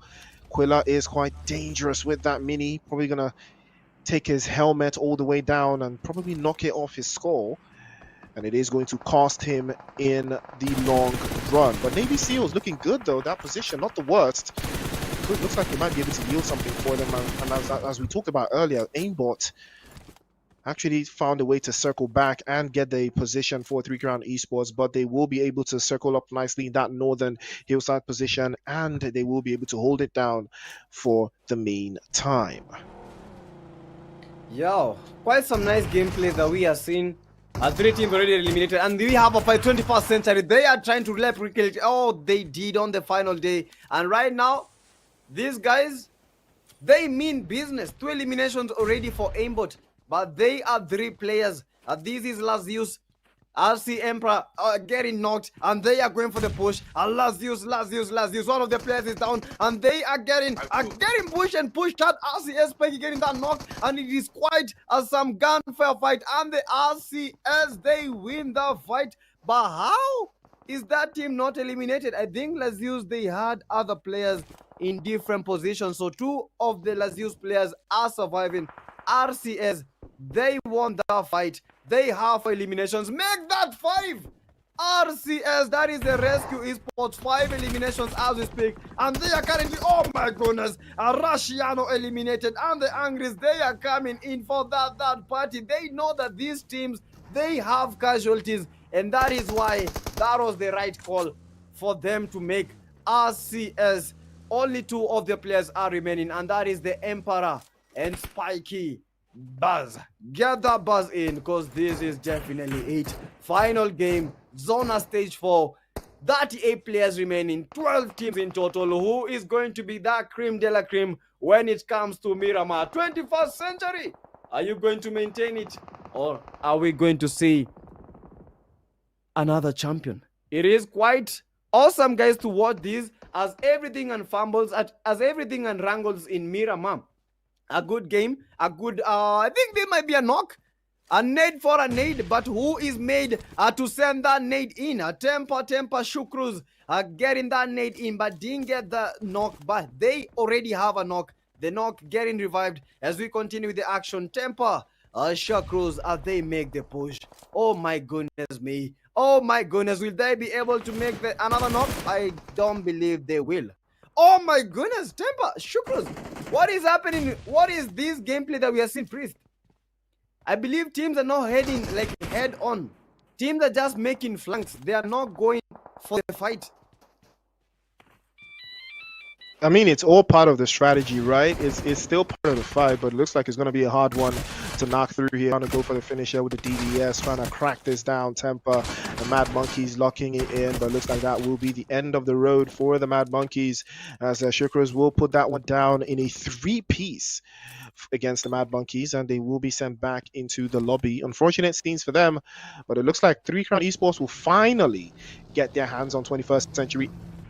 Aimbot getting knocked away there. Trouble in paradise for 21st Century, and that the numbers advantage, they may be losing out to that one if they can't find a way through here. A couple of minutes onto the play zone, starts to shrink even further down to zone 6. And now things are about to be very interesting here. Navy trying to hold a defensive line in the compound. It looks like it could work in their favor if they can keep the likes of Mercenary Union at bay. Remember, it is all about the numbers and the zone. Mercenary Union, their rotation came in a little bit too late here, so this might cost them something if they can't find a way through. Hawk already looking for an angle to close this out with, and Akaza probably has the same idea from him, but that's a beautiful Molotov. Over to the right-hand side, that's a perfectly launched grenade. It does hurt a little bit there, and that will put things into perspective. Merrick already trying to get a better angle here for the guys from 3 Crown Esports. 21st Century getting forced all the way back. Merrick spins the block and gets all the way around, and that was all part of the strategy, opening the floodgates for Quilla, and Merrick gets a beautiful off angle onto Probot. He gets knocked away now. It's Aimbot, and look at Aimbot. He's swaying left and right, side to side, like that guy did from the Rising. And again, that swaying from side to side does not stop the bullets from touching you, and he will be swept away. Fusion coming through from 3 Crown Esports, and they will claim another set of victims, bringing their eliminations all the way up to 5 eliminations. And like you said, okay, 5 eliminations for 3 Crown Esports, 5 eliminations for, Rescue Esports as well. Mercenary Union with 4, Temper with 3, Angry with 3. Now these teams all sitting at the top, but the only difference is Rescue Esports and Angry are 2 players down. Do you think they can win with just 2 players? Honestly, I think it's all possible. I think they can win with 2 players because let me take you back, guys. Let us just rewind a bit. What we just saw today, a player getting a 1v4. I think if there are 2 players, what they can do is like magical. They can do like something awesome out of the books, and they can shock us. So as much as it's a numbers game, it just boils down to it. You need to have that winning mentality for you to win. But if you see you don't have the numbers, you start losing hope. I don't see you going anywhere. You just have the right mentality and have hope. If you don't have hope, what do you have? You are just destined for loss. So all the teams that are playing with duos, with trios, they need to employ that mentality. They need to have the right mentality to win a game. They need to have it all. As we know, all of them, for players to be here, they are skilled. So they already have the skills. Right now, mindset, it all lies down in the head. And guys, 9 teams remain, 28 players in total. At the time right now, 21 minutes in the game. And for the 9 teams, that is the 3 Cs with the 5 eliminations. Rescue Esports with the 5 eliminations. MUs with the 4 eliminations. Angry with the 3. Tempers running high with the 3 eliminations. RRQ with the 1. Rex with the 1. Navy with the one, and finally the one. A band with 0 elimination. But what is happening? The Rescue Esports are suffering yet another casualties, and only one of the guys is remain. That is Emperor. But Emperor goes for the revive. But they are getting pushed, and they are getting pushed hard. I think it's all going to be happening right now. Ruthless is, oh my goodness, one band dancing to the tune. And that is how they have been eliminated. But I don't know about the one band. Why was it only one player remaining? What is happening to the one band? Because when you look at the table, I don't think it's looking great for them. And right now, they already have been eliminated. What is going through their heads? Like, how are these guys? What is the tactic? What should they do? Oh my goodness me. I have a lot of questions, and I don't know if they will be answered. But I think they need to come with a different strategy. That is for the one band. As we continue, we have the Ruthless Esports. That is vaccine, getting vaccinated. Nowadays, only 2 of the players are surviving. 2 of the guys eliminated, and the action is still on. Ruthless Esports vaccine is still down. Emperor, they are going for it. They are going for it all. Priest, the fights right now, they are wrangling. All the teams that are holding positions, they are fighting. Are they going to get the knocks? Are they going to get the win? Valid questions. Valid questions. It's really a matter of who wants it more at this stage, because we, like I said, we have 3 big dogs, all with 4 players up. Mercenary Union, Temper, 3 Crown Esports, all sharing 6 eliminations apiece. And that tells you that, yes, this lobby is just as tough as one would think. Sharing the points all across the board there tells you all you need to know, that every single team at this stage has a lot of ground to cover. And now 3 Crown Esports, for me, they are the best team on Miramar, and I believe they should get the job done. But it's all about, it really boils down to, you know, what the next play zone does. But I think irrespective of that, 3 Crown Esports should take the chicken dinner. I mean, they're set up very, very nicely. It is only Temper that could be a thorn in their flesh, but it all depends on where the zone decides to shift. If it shifts a little bit towards the northern side from this angle here, then I believe the job is already halfway done for 3 Crown Esports. But they need to make sure that Temper cannot get an angle on them. That's a fantastic grenade from 6 guard, but it doesn't connect. But he does have an idea and an inkling on where he is trying to go next. And now that play zone shifts away, forces 3 Crown Esports to make those rotations now. But are they going to make them towards the east or the western side? Because every single corner is going to be occupied. Mercenary Union is a team that they do not want to play on a hillside position. It would for them to slam into the guys from RRQ and take that position away from them. That would be a better call. And they cannot allow themselves to be third party by Mercenary Union. A lot of intel out in the open, 4 players each. The moment they start to lose players, that is where the problem begins. So Temper, on the other hand, have been blessed by the zone. We saw this happen, you know, to Team Unique in the previous game, and they ended up winning, but they did have a compound to defend them. And the only team with a compound here is RRQ. That is why 3 Crown Esports have opted to break down these walls, and now the journey begins immediately for the first one to go down. Jump shot to the DBS over to the corner, tries to rock it down immediately. Owner closes the shops, and that's a beautiful drop through from 3 Crown Esports. They're breaching, they're closing down, but Temper, they hear the commotion and they want a piece of it as well. The third party trying to be eloquently closed down. Foden immediately hops out the window, will be dropped to his knees by 6 guard. Temper trying to close this down and take away this position. They know that if 3 Crown Esports can take that compound, they will be in trouble, and they are already getting proactive to snatch it all the way back. Born and Nowadays will be the last 2 left for RRQ. Big defensive parlay coming through there from RRQ. Again, 3 Crown Esports somehow found a way to break inside that compound, and it was the right call, and they made it to perfection, PTK. Oh my goodness me. The 3 Crowns guys, these guys want it. They want the crown. They want it all. Tempers with 7 eliminations, 3 Crowns with 7 eliminations. We have the MUs with the 6 eliminations. Angry with the 3, RRQ with the 2, and finally the Rex with the 2 eliminations. But yo, Nowadays getting knocked, and I believe only one of the players is surviving. Temper as Zeke eliminated. Yo, we have a fight, the 3 crowns. Oh my goodness, Drissy Honor is down, are getting knocked, and the Tempers, they are coming it all. They are coming for the Drisses. Drisses. Look at the third party. Oh my goodness me, quite some need, but the need only inflicted very little damage. Oh my goodness. Everywhere we have players. The Drisses are cornered. We have one player in their midst. That is on the west side. We have one from the MUs. We have 2 players from the Tempers. Oh my goodness, the Drisses, they are making a push. 6-9. Oh my goodness, cornered from every direction. They need to watch out for the 6-9. Drisses. Aquila getting knocked. 6-9. He is on a rampage. He is on a kill spree. Oh my goodness, Quilla. Oh my goodness, 6-9. Make those kills out. Make those eliminations. Oh my goodness me. What a shotgun from the 3 crowns. GG's. 3 crown is post. They are coming for the crown. They are coming for their kingdom. They are coming for it all. Love it, hate them.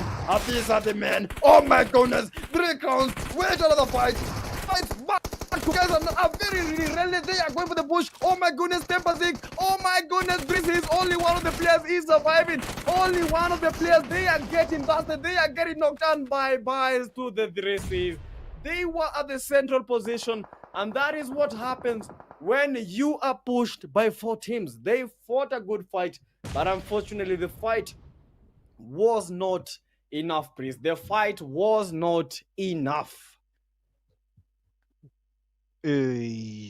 Expensive. It was expensive. It was the cost.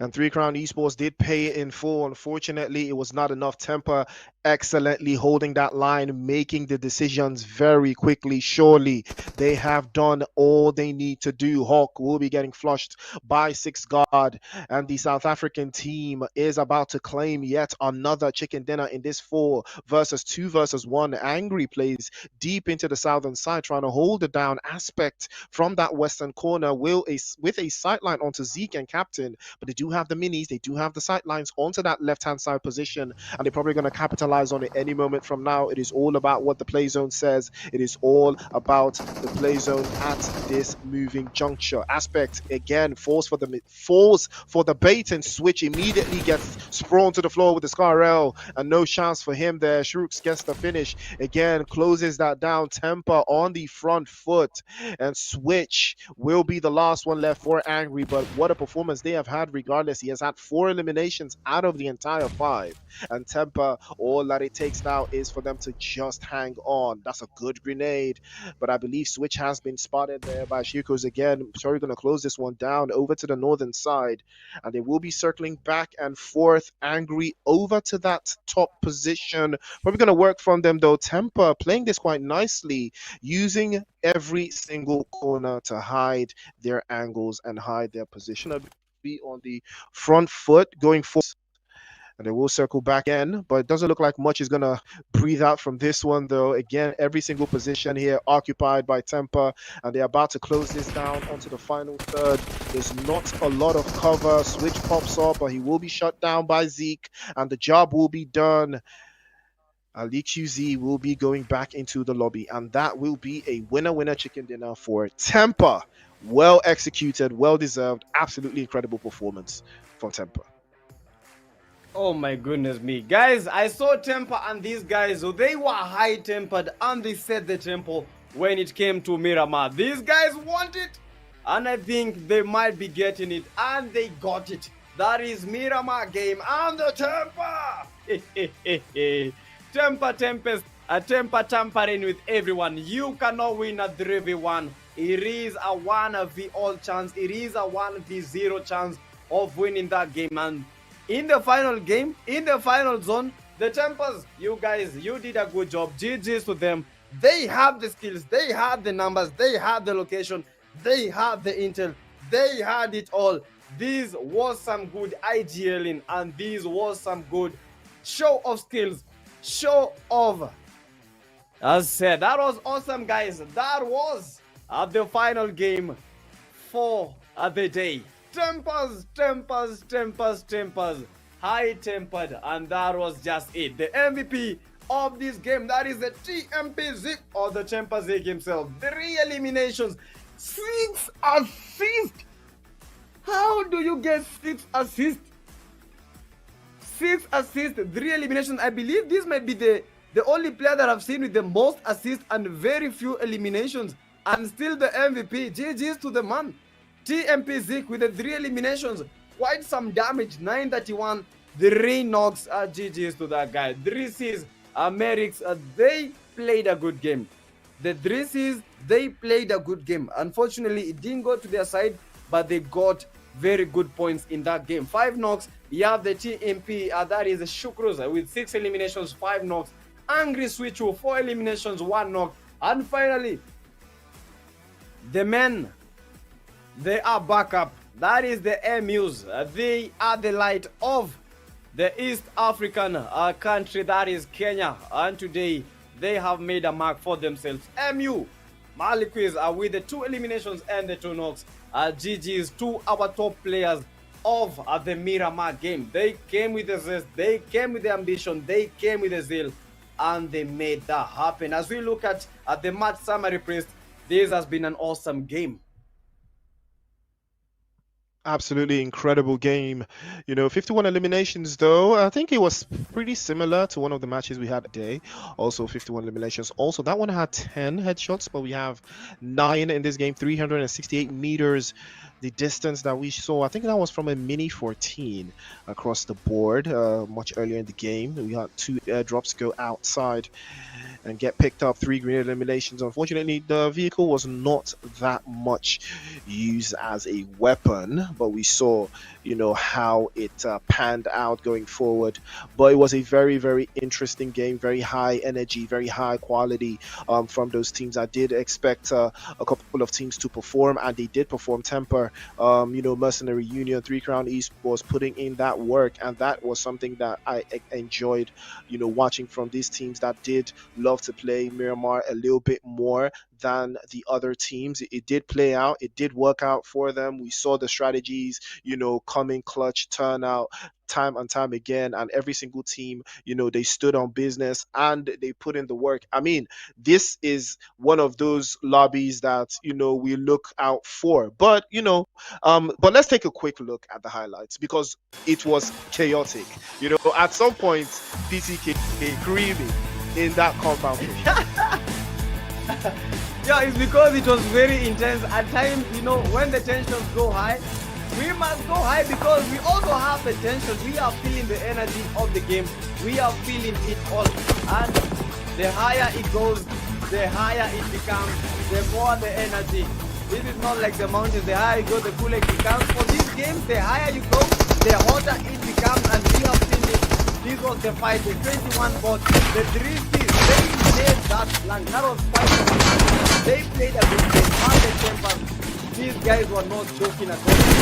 When it comes to those questions, they stand themselves. They were not joking. Quite some beautiful, trophy phrase.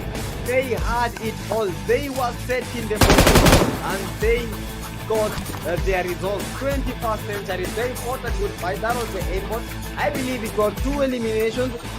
Although there were 3 of them, they played a good fight. When it comes to this game, numbers is a factor. If you don't have the numbers, you are disadvantaged. But the 21st century, they played a good game. As you can see with this good, 3 players, but they were getting coaching. They were getting out. Oh my goodness, that is the knock. Lazio played a good game, but when it came to that game, they were totally outnumbered. They tried their best, but unfortunately, that did happen. Angry X-Smoke, these guys were the ringleaders. They were the ringleaders, but then we have some new champions, and that is the Temple. That is a G champion.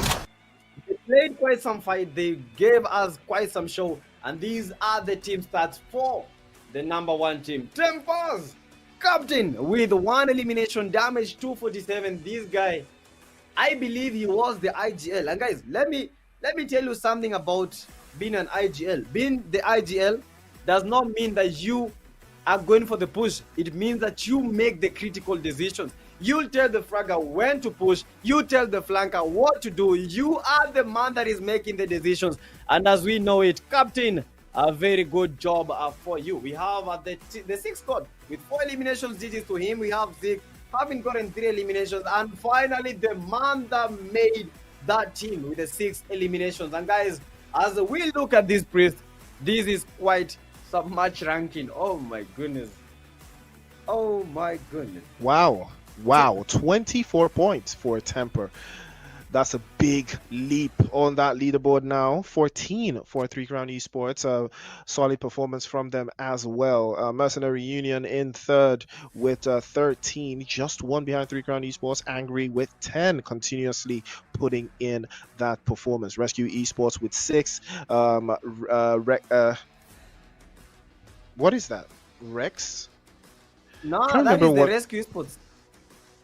Yeah, Rescue Esports. I'm Rex- talking about the next team. Rex- Is that Rex Reject is or the something? Ruthless. That Oh, is the yeah, Ruthless yeah. Esports. Oh, Ruthless Esports. Okay, yeah. Okay, fair. Double RQ in 7th with 4. Navy Seals in 8th place with 2 points. Also sharing 2 points with them will be Zeus and 21st Century. But the overall ranking tells you all you gotta know. Unique and Zeus still untouchable yet, but you're not too far away. 3 Crown Esports back in action into the top 3, 65 points to the good. Temper with 60 after 5 matches played. They are well on their way with that performance. 5 matches to the good, though. Angry putting themselves in the top spot as well with 58 points. Neon Rising will slip all the way down, and they might even slip further because these teams have they still have one more match to play tomorrow. So yeah, the proof is in the pudding. More esports, 54 points, 12 esports with 48, not too far out as well. As we move over to the other side of the leaderboard, Rejects are now in the top 9, slipping away there. But XTC Execute still with 43, now slipping down into that 14th spot, being occupied by Final Boss. But let's not forget, one band did play in this lobby, 21st Century as well. They have now added points to their tally, but they only have 1 match left, and they have a lot of ways to go to add more to the points that they've already gotten. So eyes will be on them tomorrow for sure. Espada, the same exact thing. These teams are kind of slipping away. 31 points to the good. Them and the Donkeys. Again, there's a lot of ground to cover. 2 more games will be added onto them tomorrow still, though. So they do have a lot to cover. They do have a lot to look out for. But, Mercenary Union also putting in the work finally. 29 points to the good. But again, they are still swimming in the deep end of the water there with 5 games played and only 29 points. They can do so much better, and they need to do so much better. They need more performances like the one we just saw to keep that on. But let's not forget, Double RG is also here. 5 matches played, 27 points. Not the most ideal setting, but they do play 1 more game tomorrow to balance the scale. So that is where everybody's going to be looking out for. Rescue Esports, the exact same thing. They gotta be looking out for it, and they have to be very, very certain, PTK. But take a look at these teams, PTK. Do you still think that there is hope for these teams? Honestly, I still believe we have hope, because look at the SUs, the slaughter units. Let's take a game, and these guys get 24 points. If they get 24 points, I believe they're in the top 15. I think they'll be in the top 15 or the top 12, because they'll have that is 48 points, and 48 points, you are in. So there is still hope. There is still hope for the team that are here. That is from team number 25 to team number 48. There is still hope for all these teams. As much as it is very, very minute, I believe just cling on to that hope and bring your best. Don't forget, we still have 3 days. That is day number 4, day number 5, and finally the day number 6. Those are good points that these teams can collect in those matches. As we look, we have the ECs, we have the OTEX, we have the Galaxies. Galaxies, they have a chance. We have the Ruthless Esports, Evil. All these teams, they have a chance. They just have to have the composure. Just have the composure and push until it all happens. Push until it all falls to place. Navy have been playing good, but I don't know what happened. But I think they still have a chance. we have the Evil. Evil today, they played a very good game, but unfortunately, they didn't get the point that they wanted. But these guys, I believe they might be contenders for the top 14, but they need to go that extra mile. As much as we tell you guys that we have hope, teams have hope, they need to go that extra mile themselves, because it will not be given to you on a silver platter. You just have to work for it. Nothing is easy, as you know it. Nothing is never easy. If it is easy, it is not legit.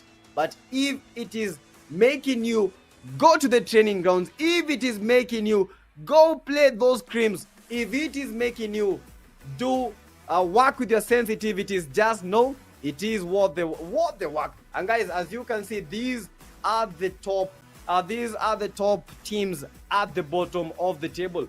We have the OBPs. They are still fighting hard. EMPs, the Emperors, I don't know what happened to them. We have the 4B4s, Rush, Cyphers at GT. Those are the teams finalizing the table. And guys, these are the elimination leaders. As you can see, the numbers don't lie. Zeus Logic, 16 eliminations today. RGCS, 15 eliminations. This was a man that was pushing for it all. Unique. And I don't think we can mention MVPs and top elimination leaders without mentioning this man. Unique Madman. This was the man. Day one was the MVP, and still right now he is in the leaderboard. Angry 629 with the 15, and finally the Zeus Dogger with the 14 eliminations. So I don't even know how good are these players that they are getting 16 elimination. Please, how good are these players to be on the elimination leaderboard? Because this is so insane. 16, 15, 15, 15, 14. Oh my goodness, I don't even know what to say, Priest. I don't even know what to say. I mean, it has been a journey, it has been an incredible ride so far. But ladies and gentlemen, we are at the halfway point of the PUBG Mobile Africa Cup. 15 matches have been played, and another 15 are still yet to come. Tomorrow, the action continues in the PUBG Mobile Africa Cup, brought to you by PUBG Mobile Africa and PUBG Mobile and Infinix. Don't forget that GT20 Pro is looking very sweet, so try to get your hands on one because they came from nowhere. With the GT30 Pro, they rise, and so can you. Buy now, win a trip to 2025 PMGC, be their number one fan, and outplay the rest. Ladies and gentlemen, PUBG Mobile Africa Cup 2025, the road to PMGC starts here. 15 games down, 15 more to go. And right now, we've seen the leaderboards. We've seen the teams that are grinding hard and grinding really strong to put themselves into that top 14. And that is where you need to be. So, ladies and gentlemen, it is not over just yet. Tomorrow, same time, you will be locked in. Don't forget to like, share, and subscribe. It has been an amazing journey so far, but the action still continues tomorrow. So make sure you keep your reminders on, and we'll see you same time tomorrow. Until then, it's good night and have fun. See you. Bye.